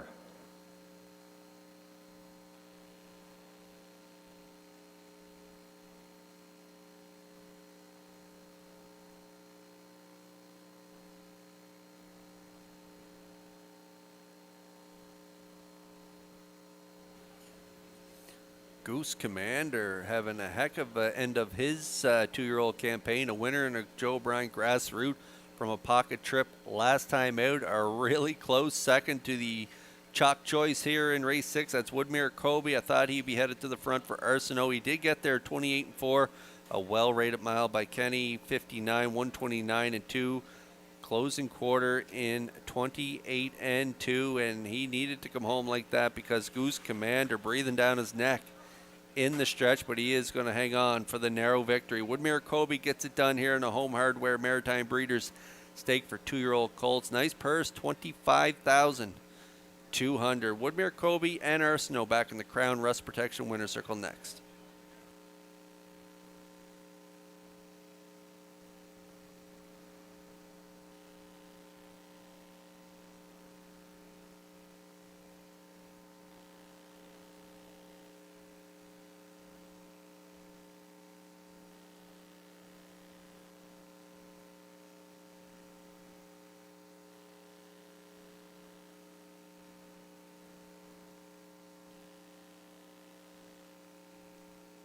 Woodmere Kobe arriving at the Crown Rust Protection Winner's Circle from today's 6th race.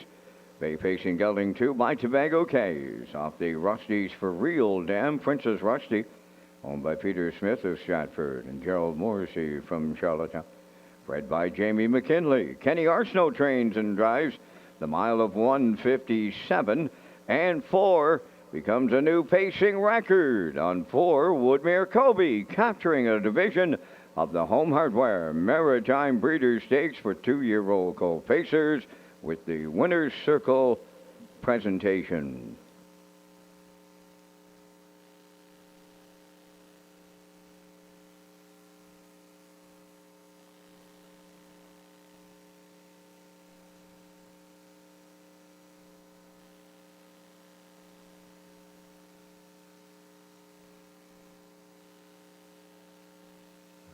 The management and staff at Red Shores want your experience to be fun and entertaining. That is why we offer information on how our games work, tips to keep your gambling fun, and available community resources. For more information, please speak to one of our PlayWise advisors or stop by the PlayWise Information Center.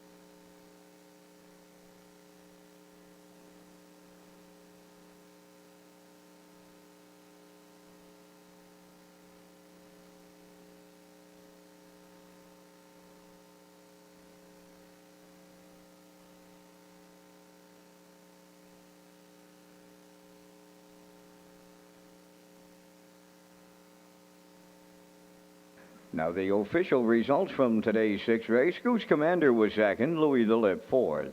Darby's Fancy was third. Woodmere Kobe, the race winner. St. Patrick's Morn was fifth. Fractions of 28 and 4, 59, 129 and 2, and the mile was 157 and 4. In review, 24315, Woodmere Kobe 240, the exactor $13, triactor $30.50, superfecta 805.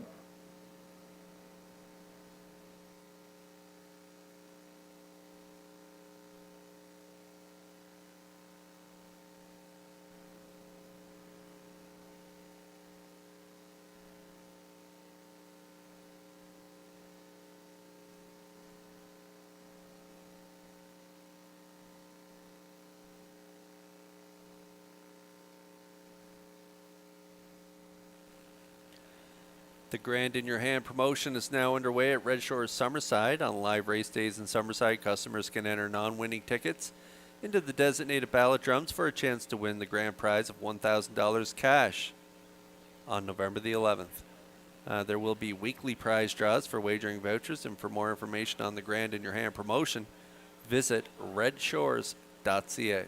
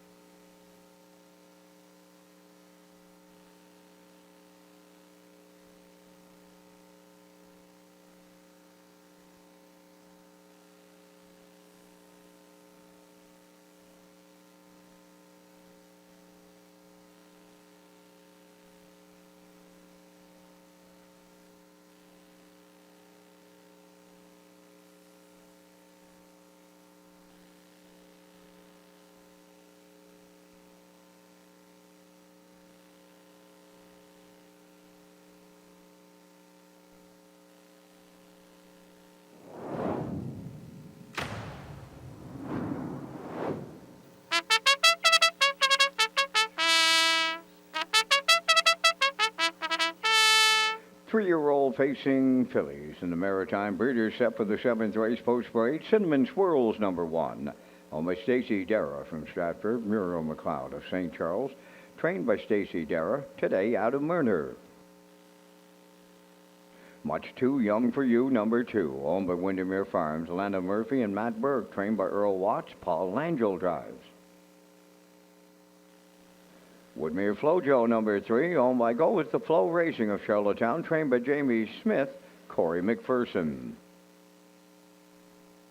Lauren Valley Live, number 4, owned by Barry McLeod of Cardigan, trained by Miles Heffernan Jr. Miles Sr. is the driver. Starship Alaska, number 5, owned by Windermere Farms of Springvale, and Kyle Williams of Coleman, trained by Earl Watts, Mark Campbell. Elm Grove Talia 6, owned by Kingsley Walsh, Frank Balcom, Shane Baglow, and the estate of Sam Walsh. David Dowling is the trainer-driver. 3 minutes to post time. Back down to Kurt Hughes at the HBI broadcast desk with the race day recap presented by Metro Home Building Center. That's right, fans. Let's take a look at that race day recap presented by Metro Home Building Center. And in today's first race, it was the 7 Beach Jewels and Mark Campbell. Little give and go early, but back to the front, 28 and 3, 58 and 3, 129 and 4. Close it out in 29 flat for the win. 158 and 4 for Beach Jewels over Magnificent Rose and Always in Full Force. The 743 try paid $52.40. Over in race 2, it was David Dowling and 0260 in this compact field of 6. Head post 3. Put him right on the front end, right where the chalk should be. 29 and 4, half 59 and 4, 130 and 3. Good closer there, 28 and change to get the win. 159 for 0260 over Streak Antonio and Windermere Britt in the 312 try. Was a chalky one at 15-10. In race 3 this afternoon, Bad Girl Bridget and Hughes on the front end from post 5. Got up there around the quarter in 28 and 3, half 58 and 3, 129 and 3. Nice mile and 158 and 4. for Bad Girl Bridget over Mind, Body, and Soul and Woodmere Betcha. 470, a chalky try there in race number 5. 56-1 for Bad Girl Bridget in race 3. Over in race 4, it was Fill My Beer upsetting the favorite Malevolent. 27-4, half 57-1, 128, kicked home in 28-1 for the victory in 156-1. Fill My Beer over Malevolent. Chromed up in there for the show, though, 4-3-1 unofficially there in race number 4. It was official, chromed up for third. 18-10 was the try. Nice super there at 306. And then in race 5, we had Windermere Sky, perfect of 11 for 11 going into the race. She keeps her freshman campaign intact, going 12 for 12. A nice, easy victory here off a half in 59, 129-2. Time the mile, 158-1 for Windermere Sky and Campbell, 4.3215. Super high five was a good one at 30.76 for the 20-cent ticket. Over in race 6, it was Woodmere Kobe. Put on the front end. He's not in the front end too often, but in this compact field of 5, Woodmere Kobe, much the best for our snow. Half 59, 129-2. Nice mile, 157-4 for Woodmere Kobe over Goose Commander and Darby's Fancy. 413 try. It paid $30.50. And that's a look at the race day recap presented by Metro Home Building Center.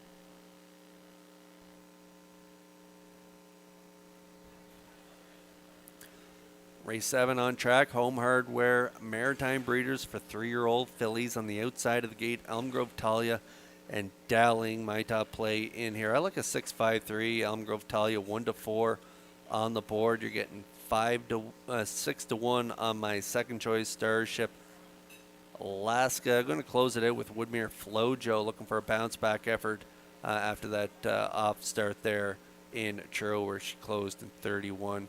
She was good prior to that, kicking home in 28-2, 56-1.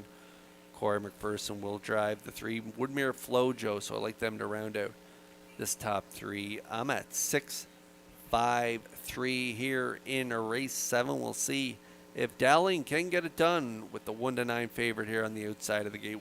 Elm Grove Talia.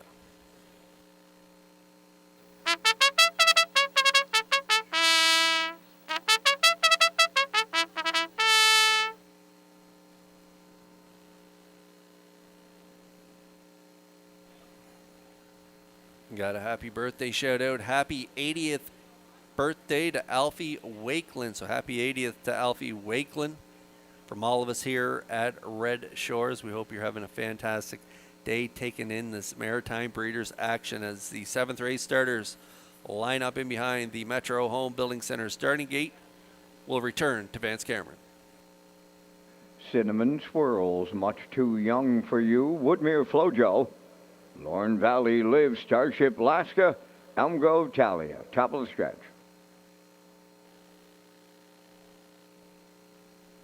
Here they come. The rough end pacing, much too young for you. The first one out alongside Woodmere Flojo is second, third one to the turn. Lorne Valley Live, Elm Grove Talia comes fourth on the outside. To get away in fifth is Starship Alaska. Cinnamon Swirls at the rail 6. They're on the backstretch and going to the quarter. And Much Too Young, the long shot leader, in line to Paul Langell. That's Much Too Young for you, quarter pole leading. Second is Woodmere Flojo to get away. Third is Lorne Valley Live. Then the fourth one, that is Elm Grove Talia. Racing from fifth, Starship Alaska. Cinnamon Swirls is sixth. 28. 4 opened it up, and off the turn they come, and they straighten down the stretch. They have the half mile in their sights now. On the point, Much Too Young for you, the leader. Second is Woodmere Flojo. Then in third, it's Lorne Valley Live. Elm Grove Talia continuing fourth. Fifth, that's Starship Alaska. And the sixth, that is Cinnamon Swirls, 58. And 1 over to the half mile. Much Too Young for you. Rounding the paddock turn, the leader at 5-8. Lorne Valley Live now is first up. Second. Third up the rail, Woodmere Flojo. Elm Grove Talia sent to the outside fourth. Then in fifth, it's Starship Alaska. Cinnamon Swirl sixth. 3/4 comes next. Much Too Young for you, the leader. Lorne Valley Live, the challenger. Woodmere Flojo third. Elm Grove Talia coming fourth on the outside. She's swinging 3 wide. 3/4 up in 1:28 and 2. And they're homeward bound. Much Too Young for you, the leader. Elm Grove Talia on the outside second. Woodmere Flojo third. Deep stretch. Now, here's one for Sammy Walsh, and it is Elm Grove Talia and Dowling in the Maritime Breeders' Stake. Second, Woodmere Flojo. Third, Much Too Young for you. 1:57.4.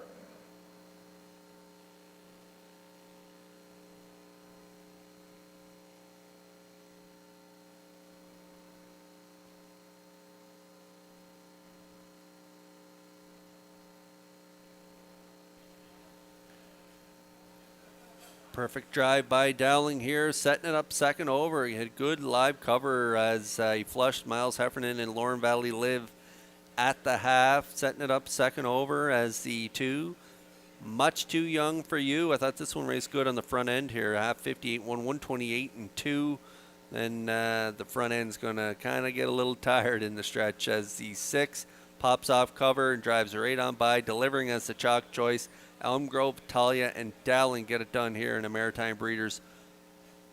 Home hardware for 3-year-old fillies in 1:57.4 up the inside. I thought Woodmere Flojo closed great here for McPherson at 10-1, and rounding out the top 3 as a long shot, Langell and Much Too Young for you at 17-1, 6-3-2 unofficially here in race 7. Elm Grove, Talia, and Dowling. They'll be back in the Crown Rust Protection winner's circle next.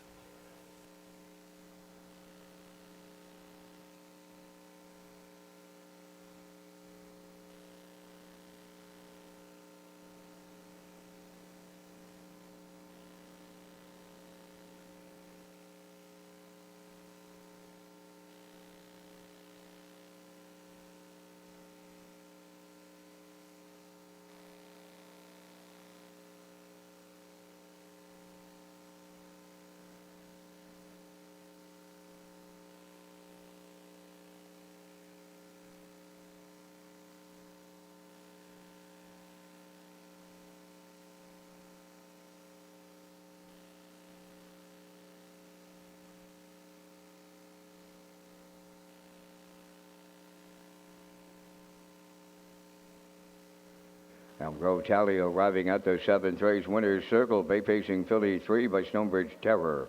Off the Dragon Again Dam, Queens Are Better. On the Kingsley Walsh, the estate of Sam Walsh, Frank Balcom, and Shane Baglaw. Bred by Bobby Gordon of Elmsdale. David Dowling will train and drive her to victory. The filly gets her 10th lifetime victory on this day, 1:57.4. Elm Grove Talia capturing a division of the Home Hardware Maritime Breeders' Stakes for 3-year-old filly pacers. Arnold Hagan and Peter Smith joining us with the winner's circle presentation.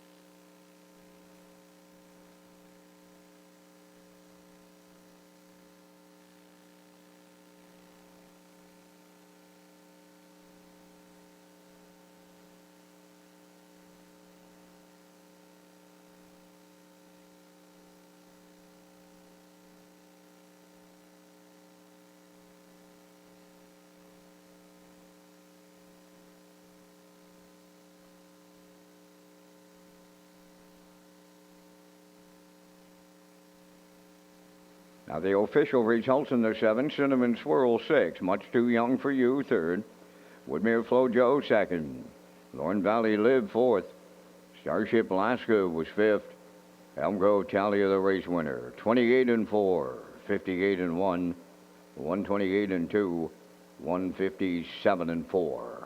In review, it's 632, 451. Elm Grove Talia paid 210. The exactor 970, triactor 5250, and the superfactor was 1027.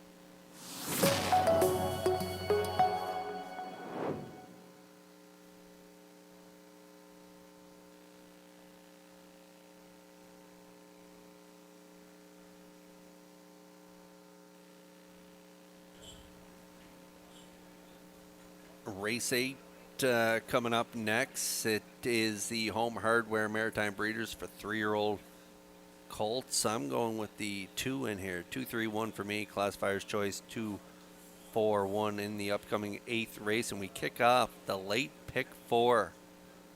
Low 15% takeout guarantee pool of $1,000. So keep that in mind.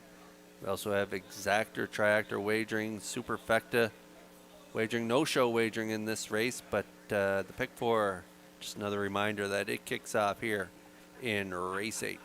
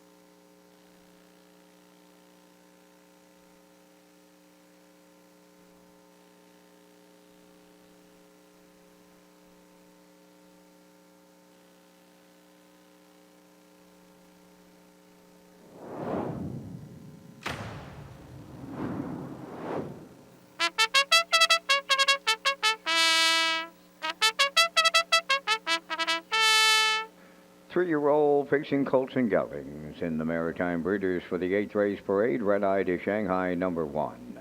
Wade Myers of Charlottetown owns and trains today out of Murner Catch Drive. 2 Bentley, owned by Michael Clary of Montague, trained by John Clary, Mark Campbell. Camco Lucas 3. owned by Hal Smith of Pownell and Ian Smith of Stratford. He's trained by Tommy Weatherby. Driver Brody McPhee celebrates his birthday today. Welcome to number 40, Brody McPhee. Here's the 4 Abiding Guard, owned by Jack and Brendan Melanson of Stanley Bridge. Kenny Arsenault is the trainer. Today, Jason Hughes. And the 5 Don't Come Looking, owned by Harold Ariane Angeli Duguay of Pabos, Quebec. Chris Davies, the trainer. He celebrates his birthday today. So it's happy birthday to Chris Davies. Kenny Murphy's along for the ride. 3 minutes wagering time on a race number 8. Kurt returns in just a moment, but first a message from HBI and the new HBI Bet app. Feel the thrill of the track, anytime, anywhere. Download the new HBI Bet app, and you're just minutes away from live racing action, including local tracks and across the globe. Simply download the new HBI Bet app from the App Store to gain access to AI-assisted smart picks, in-depth racing info, rewards, and more. Just follow these simple steps. 1. Download the app. 2. Fill out your info. 3. Start betting with the app. Enjoy fast, secure betting at your fingertips wherever you are. Get the new app from the App Store and bring the track with you.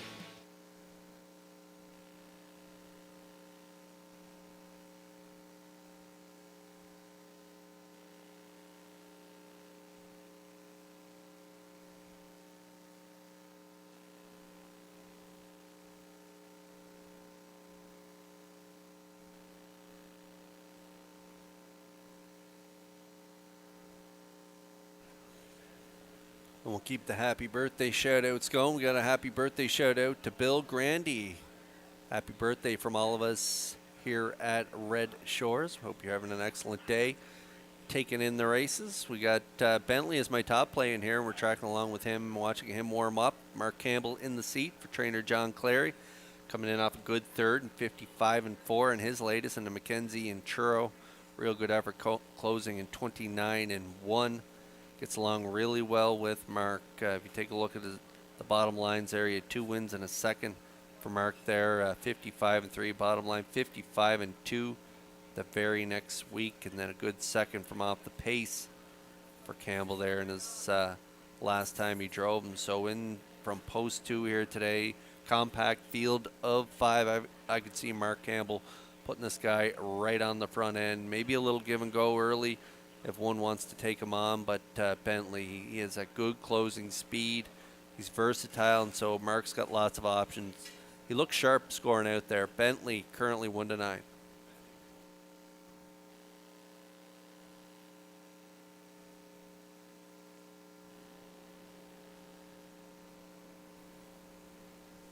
The birthday boy, Brody McPhee's got a live mount here aboard Camco Lucas for trainer Tom Weatherby. Hal Smith and Ian Smith share ownership in the 3-year-old by Malicious. Coming in off a good second, 56-3 in the Mackenzie. 28 seconds flat final panel. He had the rail on that day, got away third. Closed home really strong, finished second to Fill My Beer. Had a good fourth in behind some pretty nice horses. 2 back, Malevolent, Fill My Beer, and Rosetown Eclipse.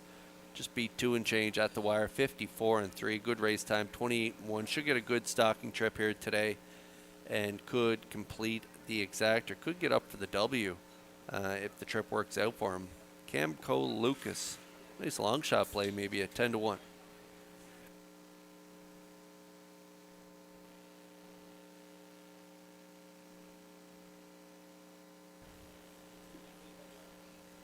Red Eye to Shanghai, going up against some pretty nice horses in here. Has a real good starting spot and romped, brushed and crushed victory last time out, winning by 13 lengths for Campbell and 57-4, and that was in an overnight event. Made a break 2 back at the 7:01 level. Had a nice win for Campbell, 3 back, 56-1, 28-4, and he had the rail on that day, so should get a nice trip along the rail here today, sitting up maybe mid-pack.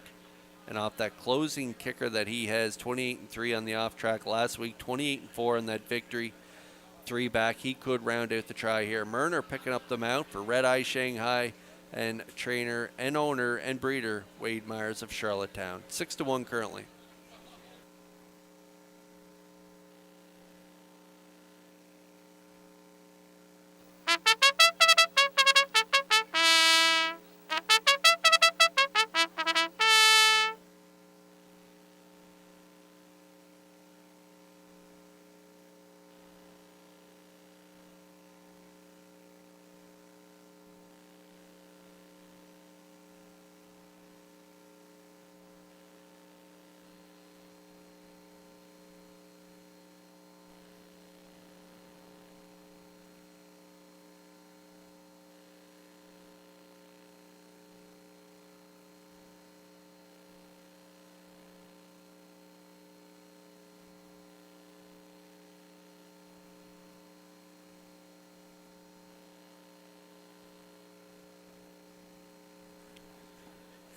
Close here in race 8. Another value play in here could be Abiding Art and Hughes. They wired the field in 54 and 3 in the Breeders' Crown Consolation. Made a break last time out. I always like betting a free-legged horse on an off track. We had some rain here today, and so the track is rated 1 second off. Free-legged horses seem to do well on the off track. So Abiding Art, if you're looking for value play, 5-1 currently for Hughes. Is in the seat. The last time he drove him, he put a new speed badge on him. So 3-year-old Gelding by Roll With It Harry could upset here. Still at 5-1 as the field for race 8. Home Hardware Maritime Breeders 3-year-old Colts. They are lining up in behind the Metro Home Building Center. Starting gate, it's post time. Let's go back upstairs for the call to Vance Cameron. Red Eye to Shanghai, Bentley, Camco Lucas, Abiding Art. Don't come looking, top of the stretch.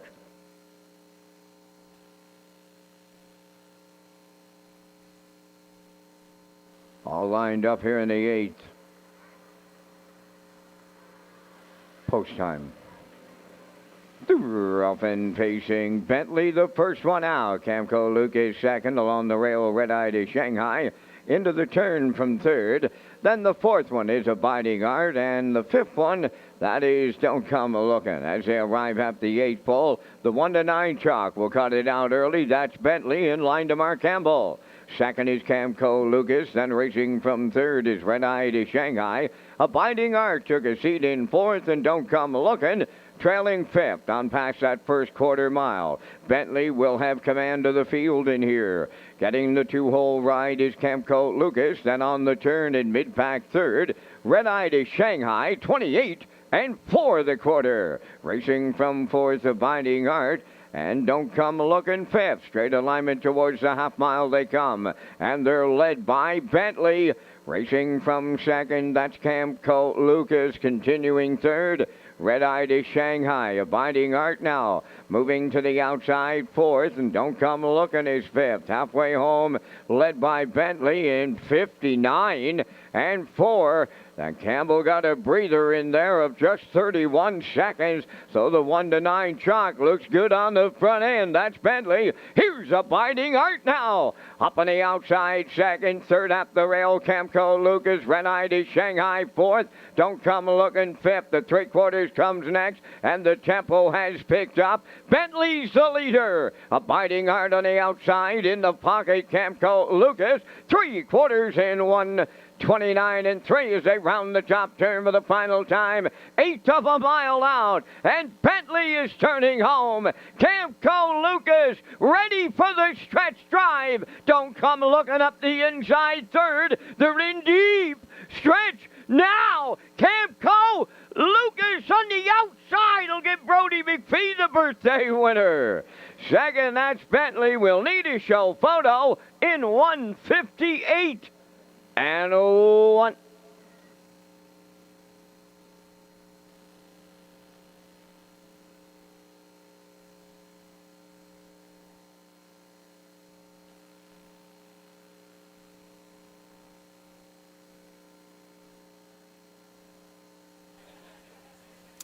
Talked about this guy in the pre-race. He could upset. He was 10-1 on the board, still 10-1. Actually 22.30 to be exact on the nose for Camco Lucas. Had a perfect 2-hole ride following the favorite Bentley. Put up the fractions. Really no excuse for Bentley here on the front. 59 and 4, 129 and 3.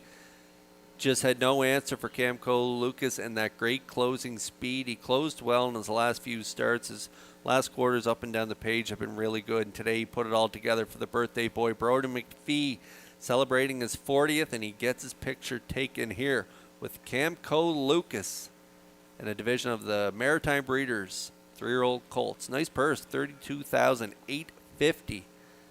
And Camco Lucas and McPhee, they'll be back in the Crown Rust Protection Winner's Circle next.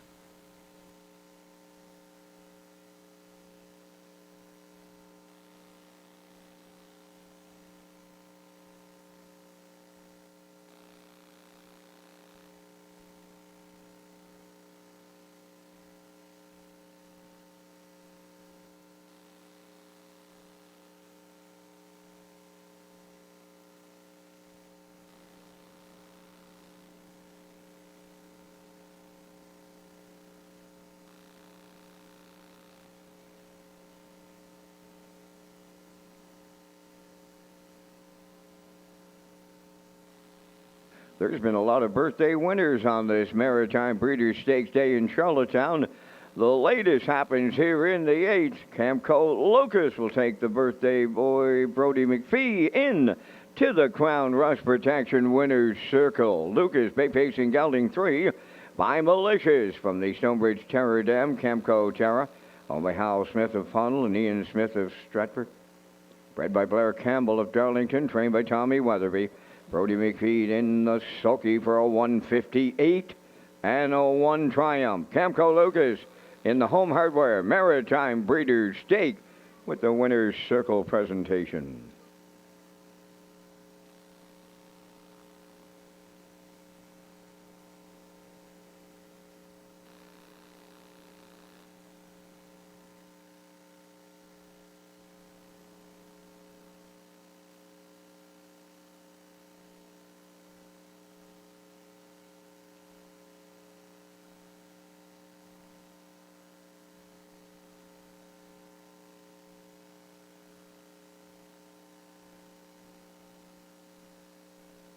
Now the official results in race 8, Red Eye to Shanghai 3rd. Bentley was 2nd. Camco Lucas the race winner. Abiding Art 5th. Don't Come Looking was 4th. Fractions of 28 and 4, 59 and 4, 129 and 3, and the mile in 158 and 1. In review 321 54. Camco Lucas 2230 on the nose. The Exactor 3340, Triactor Fate 8520, and the Superfecta 3877.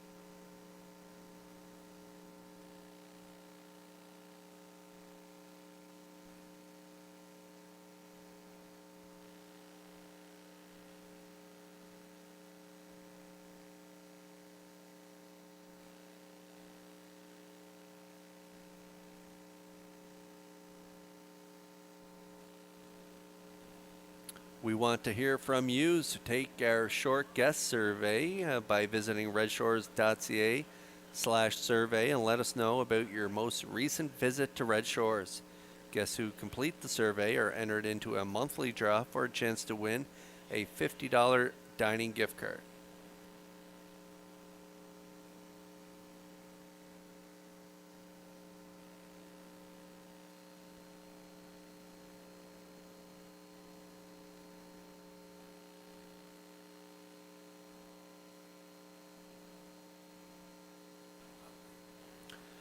Take a look at the Atlantic Post Skulls paddock cam here for race 9, Home Hardware Maritime Breeders, 2-year-old colts, the freshman colts, the 2-year-old gelding by Somewhere Fancy. Going to be tough to beat him from post 5. That's Sporty Anthony coming in off a win for Kenny Murphy.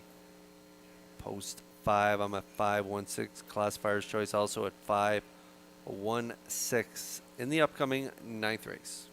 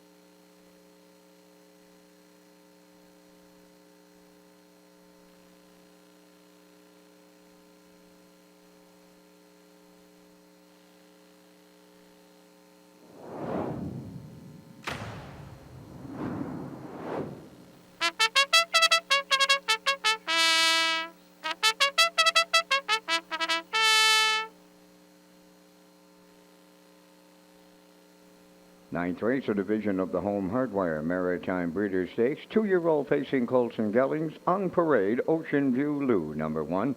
Owned by Ian Smith of Stratford and Tom Weatherby of Charlottetown. Tommy does the training. Brody McPhee driving. Real Fancy Pants, number 2. Owned by Donald McRae of Vernon Bridge. Trained by Ashley Gamester, Jason Hughes. Starship Sharky 3 is owned by Claude Portier. Trained by Earl Watts and driven by Mark Campbell. Woodmere Mahomes 4 is owned by Dan Ross of Vernon Bridge. Gil Barrio trains and drives. 5 is Sporty Anthony, owned by Jason Bigger of Muscush and Jason Williams of McNeil's Mills, trained by Jason Bigger. Kenny Murphy up. Bet on Evil 6, owned by Mark McDonald, Bennett McKinnon, Josh McDonald, and William McDonald, trained by Mike McGuigan. Today, Corey McPherson. 3 minutes to 9th race. Post time. Thank you again to Metro Home Building Center and High Tide Home Hardware Building Centers for their ongoing support of the maritime harness racing industry. And we'll have another trackside presentation after race number 9.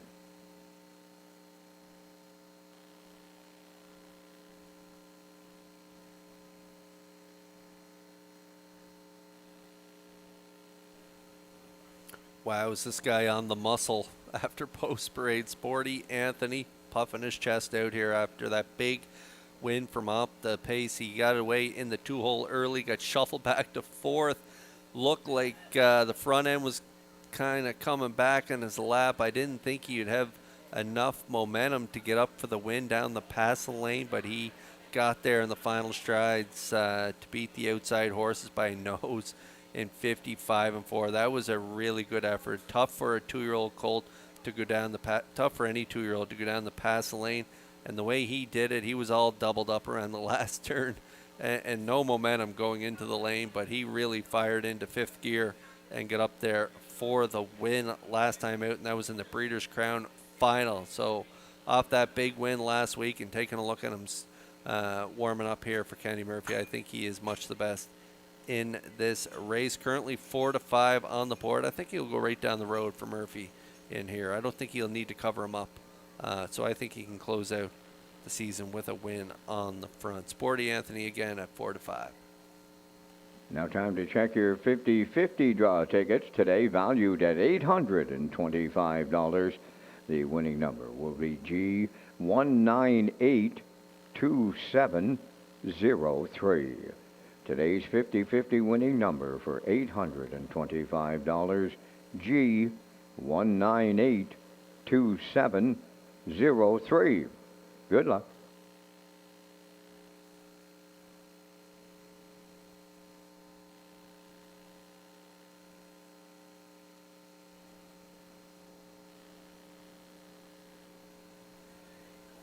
A lot of birthdays today. Another happy birthday shout out to Sam Comiskey. So happy birthday, Sam. From all of us here at Red Shores, we hope you're having a wonderful day as we take a look at the 1 Ocean View Lou 2-year-old gelding by Blood Money. Brody McPhee, Tommy Weatherby back at it here in this race, coming off a big win with Camco Lucas. Got a real good shot in here at grabbing the deuce. Good gate speed, this one all summer long. Been on the front end a couple times, gave it up. Good seconds though, 59 there, 4 back. And then last time out, first over in that Breeders' Crown final, real gutsy effort, was only back a length and a quarter at the finish. Race time 56 flat, closing quarter in 29 seconds flat. So a better post this week should get a good trip for McPhee. Ocean View Lou, long odds 10-1.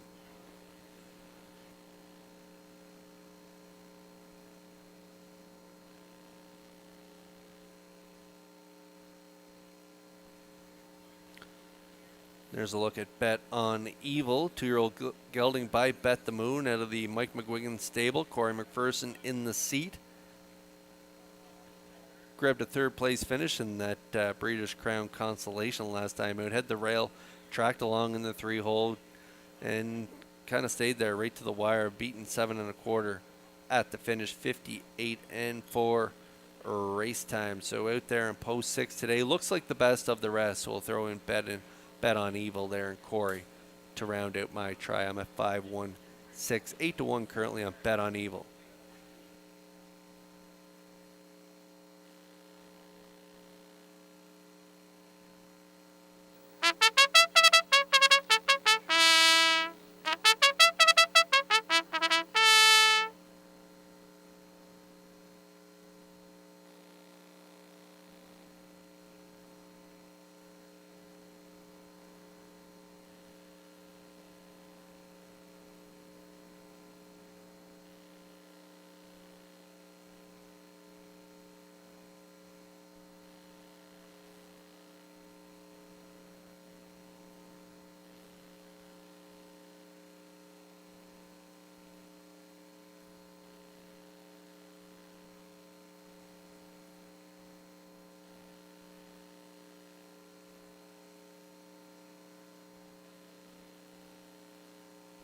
Metro Home Building Center starting gate in motion here for race number 9, Home Hardware, Maritime Breeders for 2-year-old colts. Nice purse again. Vance, up to you for the call.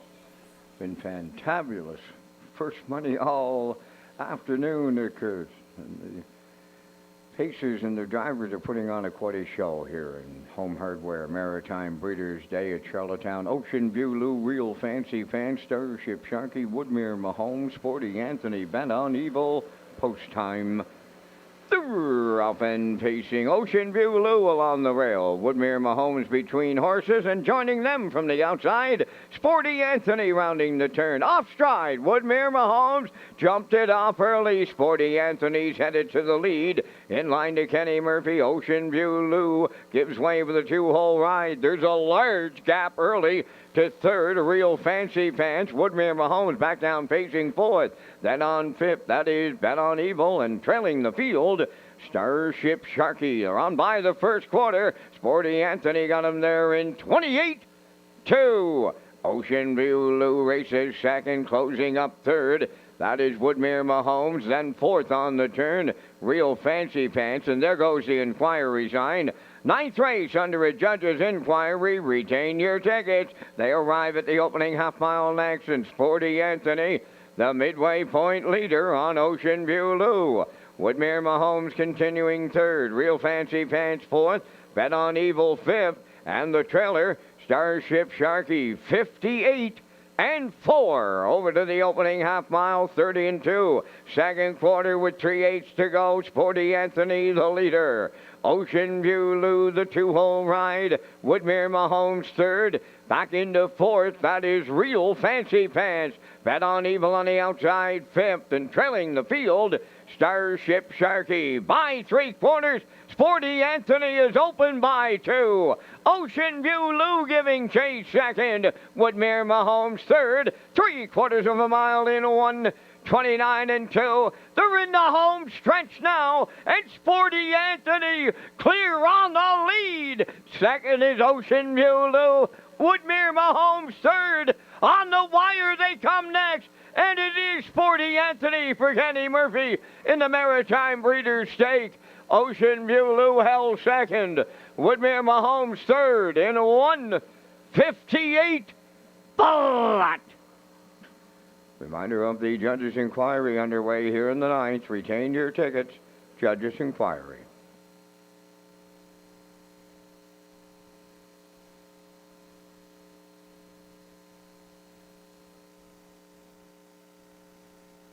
Judges' inquiry involves the two breaking horses in the first turn. Okay, so hold on to all tickets here in race number 9 as the judges take a look at the breaking horses and whether there's any placing to be had in this one. So hold on to all tickets, but no doubt about the winner. Sporty Anthony delivers as the chalk choice here. I thought he'd be on the front end. He didn't need to cover him up against this crew today. And he put him on the front end half 58 and 4, 129 and 2, kicks home in 28 and change for the nice victory here, and 158 for Sporty Anthony as he picks up his 4th from 9 tries this season. A nice effort here in the Home Hardware Maritime Breeders for 2-year-old colts. Sporty Anthony and Murphy back in the Crown Rust Protection winner circle next.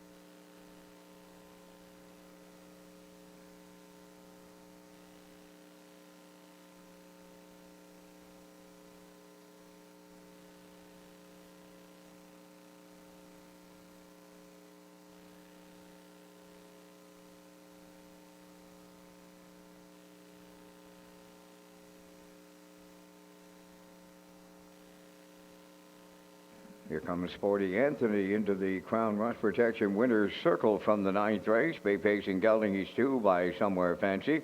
From the Sports Rider Dam, Southwind Ion. Owned by Jason Bigger of Muscush and Jason Williams of McNeil's Mills. Trained by Jason Bigger, and the breeder is Jason Williams. And Kenny Murphy's the winning driver. Time for the mile in 1:58 flat. Sporty Anthony captures a division of the Home Hardware Maritime Breeders' Stakes with the winner's circle presentation.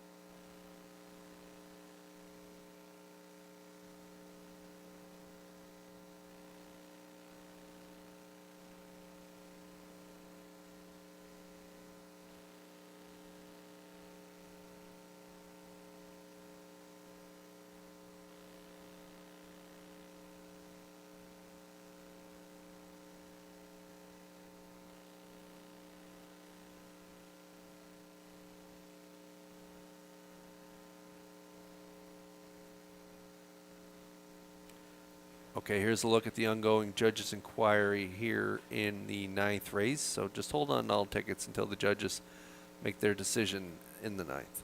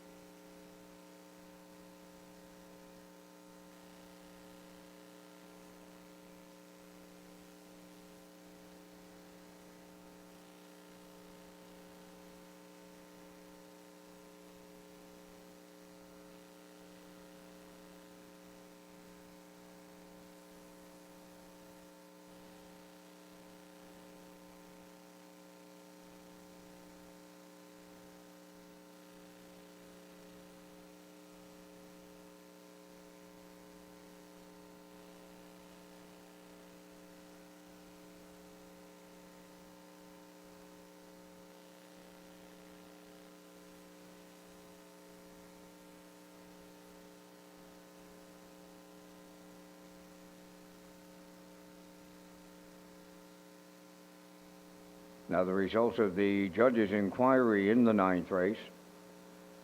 4, Woodmere Mahomes made the break on his own in the first turn, caused no interference. Number 3, Starship Sharky made a break in the first turn, causing interference to number 6, Bet on Evil. Bet on Evil finished 6th and will be placed 5th.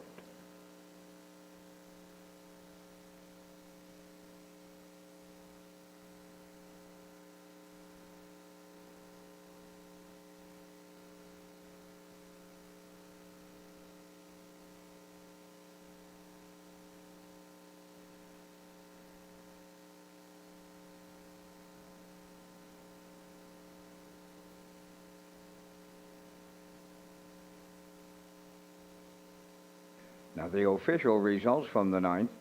Ocean View Lou second, Real Fancy Pants fourth. Starship Sharky finished 5th, was placed 6th for interference on a break. Woodmere Mahomes third. Sporty Anthony, the race winner. Bet on Evil finished 6th and was placed 5th. 28-2, 58-4, 129-2, and the mile in 158. From the top after the placings, your program reads 246-315. Sporty Anthony paid $270. The exactor $630. The triactor $1620, and the superfecta was $701.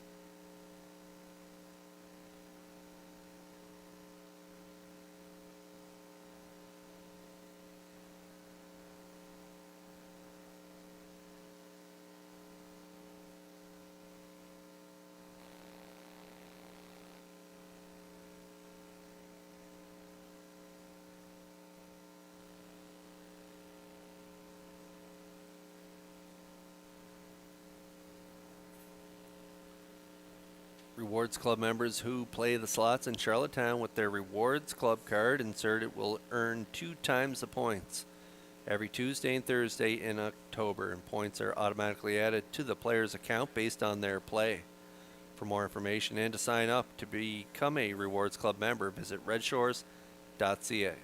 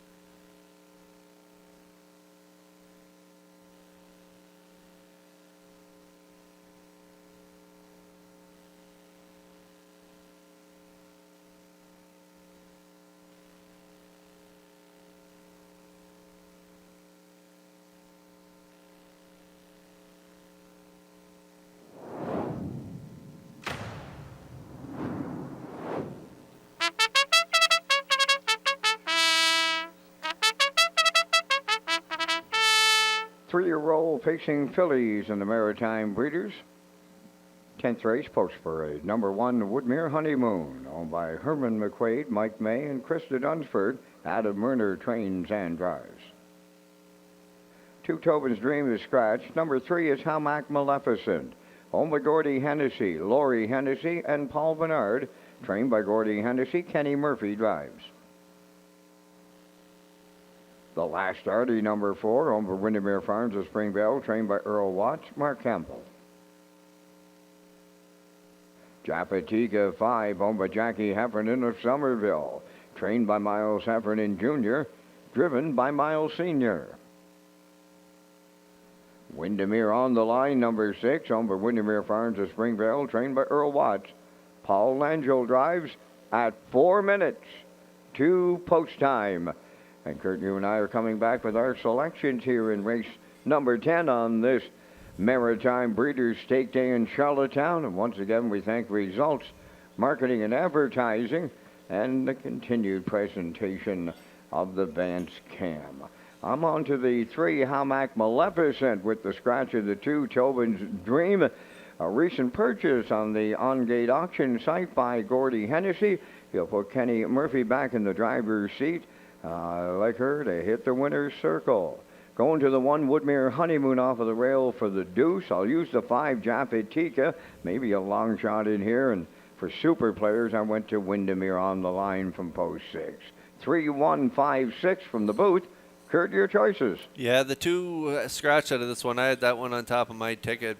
Changes this one significantly for me. I do like the 3 now on top, Hamac Maleficent and Kenny Murphy, coming off that big third, 55.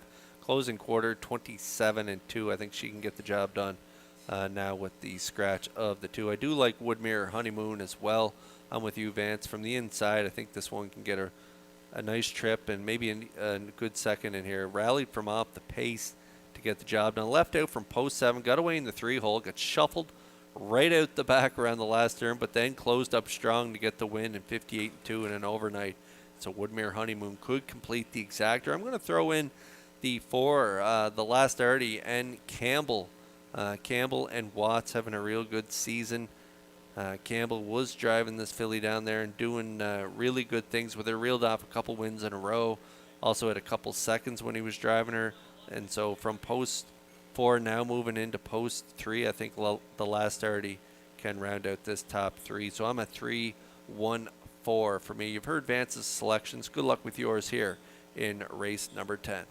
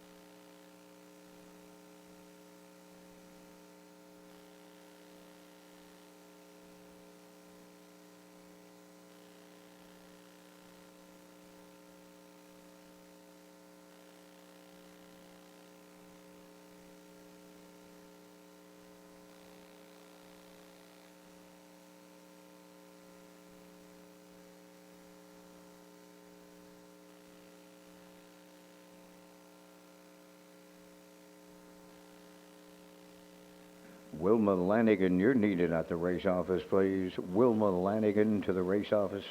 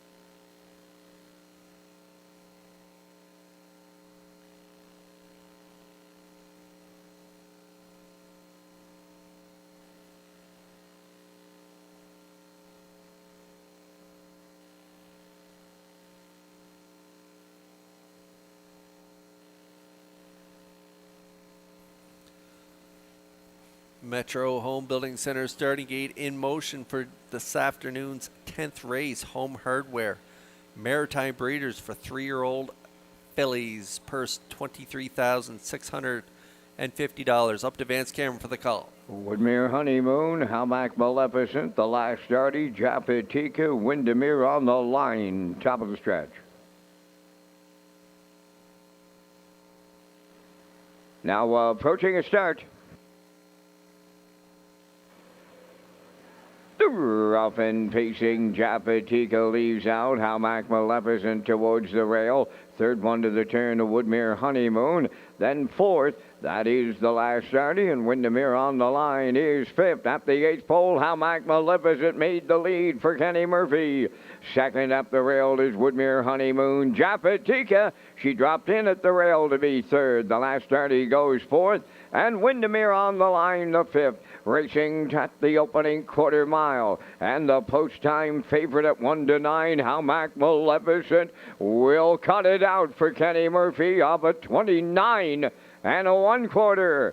Woodmere Honeymoon is going to get the 2-hole ride. Japatika on the turn third, the last starting fourth.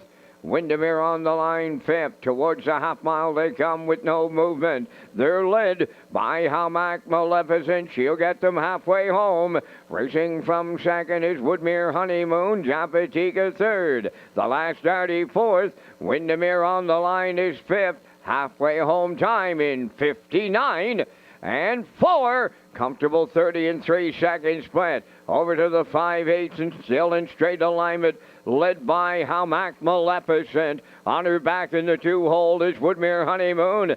Japatika tipping out from third. Fourth, the last starting. Windermere on the line, fifth. Here comes the 3/4. Halmack Maleficent getting the field there. Japatika on the outside towards the rail. Woodmere Honeymoon, 3/4 in 1:30 and 1. They round that top turn for the final time. Just an eighth of a mile to go. Halmack Maleficent turning home.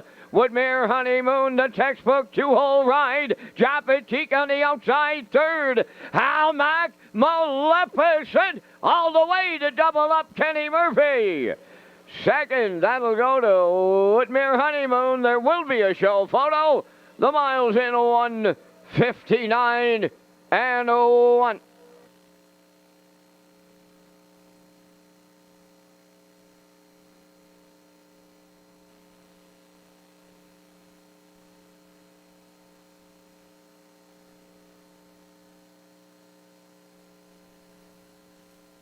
Well, Vance and I, we like the 3 and 1 on top of the ticket. We both, I like the 4 and he liked the 5, and 2 of them in a show photo here in race 10. Nice drive here by Kenny Murphy aboard Halmack Maleficent, getting to the quarter, 29 1/2, 59 4, 130 1. A nice mile here in 159 1 as they kick home in 29 flat on the off track to get the win here in the Home Hardware Maritime Breeders. 4 3-year-old fillies, and we'll see them back in the Crown Rust Protection Winner's Circle in just a moment.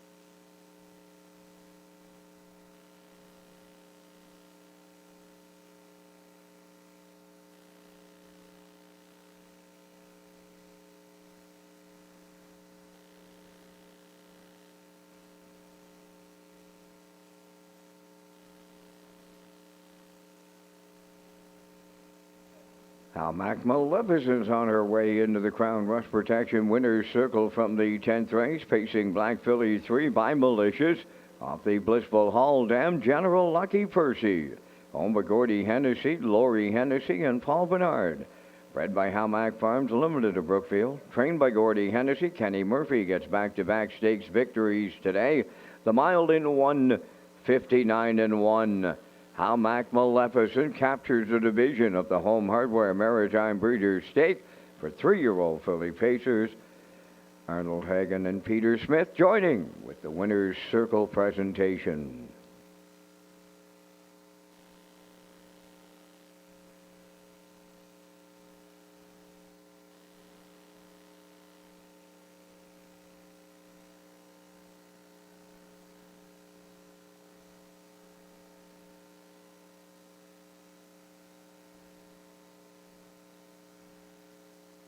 Now, the official results from the 10th race, Woodmere Honeymoon was second. Tobin's Dream scratched. Howmack Maleficent, the race winner. The Last Darty was third. Japatika finished fourth. Windermere on the Line fifth. 29-1, 59-4, 130-1, and the mile in 1:59-1. From the top, your program reads 2 scratch 1. 3, 4, 5. Howmack Maleficent paid $230. The Exactor $310, Triactor $690, and the Superfecta was $139.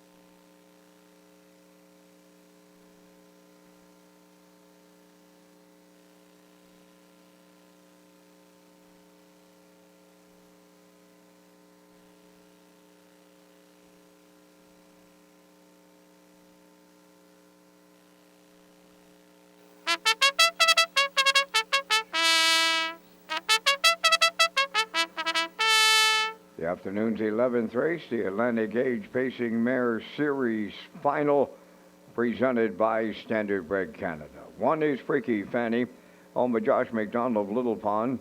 Darren Crow trains and drives. Windermere Sadie 2, the owners are Shane Essen, Saul Lanigan, Darcy Doyle, and Isaac Spearman, trained by Saul Lanigan. Kenny Murphy drives. Miss Dutton 3, owned by Should Have Been on a Beach Stable of Charlottetown, trained by Chris McKay, Paul Langell. Tobin's Brownie 4 is owned by Brittany Watts and Sandra Weeks of Springvale, trained and driven by Adam Murner. 5, Rosetown Mary, owned by the Rosetown Stable of Stratford and Taylor McPherson of Cornwall. Corey McPherson trains and drives. H44 Dome number 6, owned by Donald McRae of Vernon Bridge, trained by Ashley Gamester, Jason Hughes. Sugar Bowl number 7, owned by Brian McPhee of Mount Stewart, trained by Jeff Holmes, Brady Sweet up. 8 is Get Answers, owned by Brady Doyle of Stratford, Ryan and Everett McLeod of Surrey, trained by Landon Campbell, driven by Mark Campbell. 3 minutes to post time. Thank you to Standard Bred Canada for their support of the Atlantic Age Pacing Mares Final, and to Home Hardware for another great Maritime Breeders' Stake Day. Live racing is back tomorrow at Red Shores, Charlottetown, opening post time 12:30.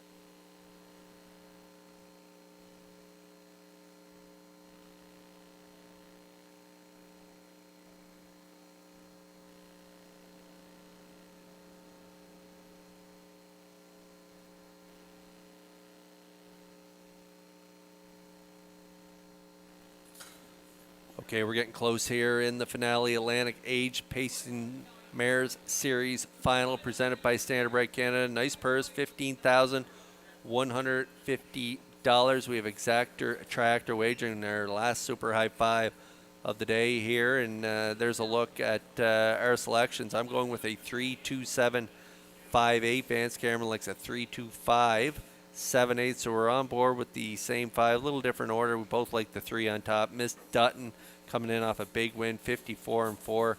Now winners of 26-01 last time. A gutsy first over effort, Atlantic Mares Series 2 back. A good third, 53-2, and nice 2 starts off the bench there, winning 55-2 and then 53-3. So Langell with the livest of mounts here in race number 11 with the 3. Miss Dutton at even money.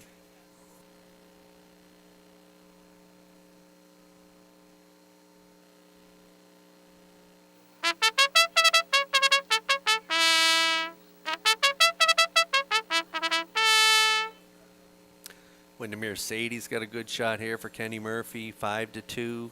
Rosetown Mary, bounce back effort from her last week, second by a length, 55. Ace 44 Dome, you can never count her out. Sugar Bowl, tough post this week, but she's coming in off a win. And Get Answers, 2 wins and a second in her last 3 for Campbell. What a field assembled for this final of the Atlantic Age Pace and Mare Series, presented by Standardbred Canada. And those mares, they're lining up in behind the Metro Home Building Center starting gate. Vance, this is going to be a great one. Absolutely, Kurt. And these are the finest age pacing mares on Canada's East Coast. You get to watch them today here at the historic driving park in Charlottetown. They line up Freaky Fanny, Windermere Sadie, Miss Dutton, Tobin's Brownie, Rosetown Mary, Ace 44 Dome, Sugar Bowl, Get Answers. Post time. Up and pacing, a beauty beginning, leaving out Windermere Sadie, Freaky Fanny along the rail, coming from the outside. Sugar Bowl in between horses, Miss Dutton's 4th. Then Tobin's Brownie away 5th, racing 6th, Rosetown Mary, Ace 44 Dome 7th. And the trailer, that is Get Answers on the backstretch. Windermere Sadie's lead, it may be short-lived. Sugar Bowl went up and at her, and now going to have second thoughts. Back to the pylon she goes. Watching it all from 3rd is Miss Dutton, Freaky Fanny. Rounding the turn 4th, opening quarter, they set it up. Boom! Just like that, 27-3 open this one up. Down the stretch they come. Windermere Sadie and Kenny Murphy, serious leaders. Sugar Bowl 2nd. Miss Dutton is headed to the outside 3rd. Following out 4th on the outside, Toby's Brownie is 2nd over. Freaky Fanny 5th. Ace 44 Dome 3rd over 6th. Then in 7th, Rosetown Mary on the outside 8th.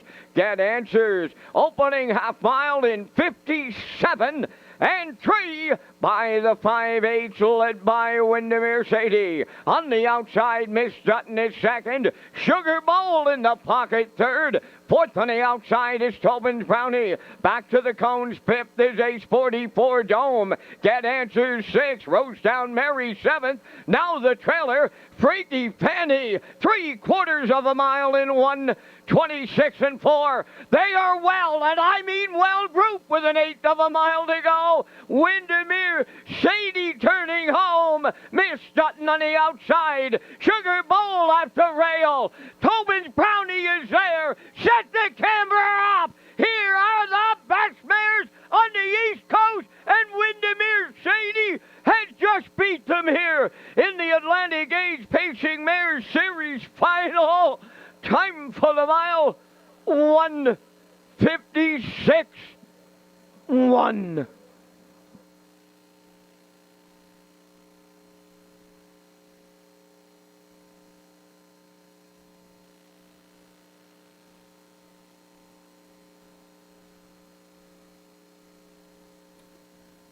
What an afternoon for Kenny Murphy. Another win here. A couple Maritime breeders under his belt, and now wins the Atlantic Age Pace and Mares Series final, presented by Standardbred Canada with the 2. Windermere Sadie, he wanted the front. Even when Sugar Bowl came calling early, Murphy said, no, get in behind me. I want to cut it 27-3, a big opening quarter on the off track. And he got a nice breather there in the middle portion of the mile, 57-3, 126-4. And then they were trying to swarm him in the stretch. And look at this finish. You throw a blanket over the entire field. Evenly matched group of mares going into it, and they did not disappoint. All mares very close at the wire, but the 2 hangs on for the nice front-end victory with Kenny Murphy in the seat. 156-1 for Windermere, Sadie, and Murphy, and we'll see them back in the Crown Rust Protection Winner Circle next.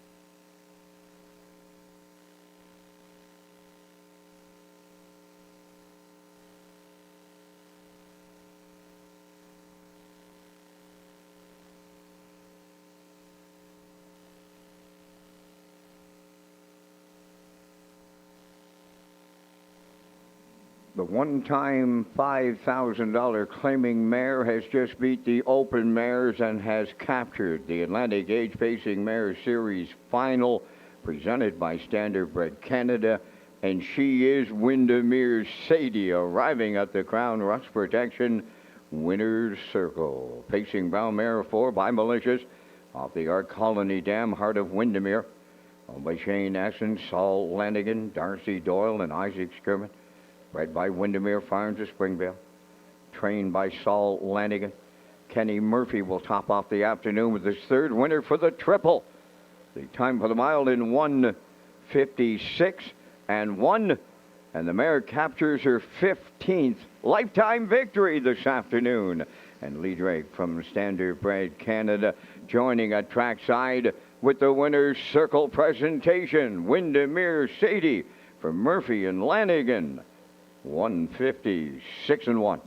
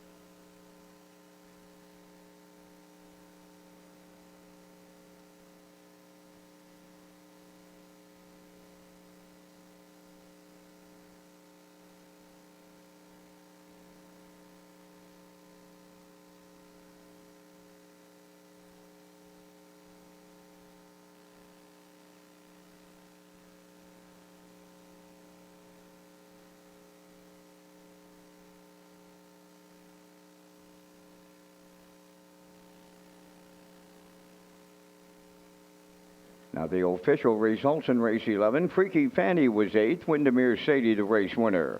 Miss Dutton was 2nd. Tobin's Brownie 4th. Rosetown Mary was 6th. H44 Dome 5th. Sugar Bowl finished 3rd. Get Answers was 7th. The fractions were 27-3. 57-3. 126-4. And the mile 156-1. In review, it's 812 465 37. Windermere Sadie paid $10 to win. The exactor $26.90, triactor $122. The late daily double at $26.40, and the super high five returning $425.67. That will complete our live presentation today here in Charlottetown. The afternoon's par mutual handle $123,000. $671. Ladies and gentlemen, from up top of the Charlottetown Driving Park, thanking you for joining us.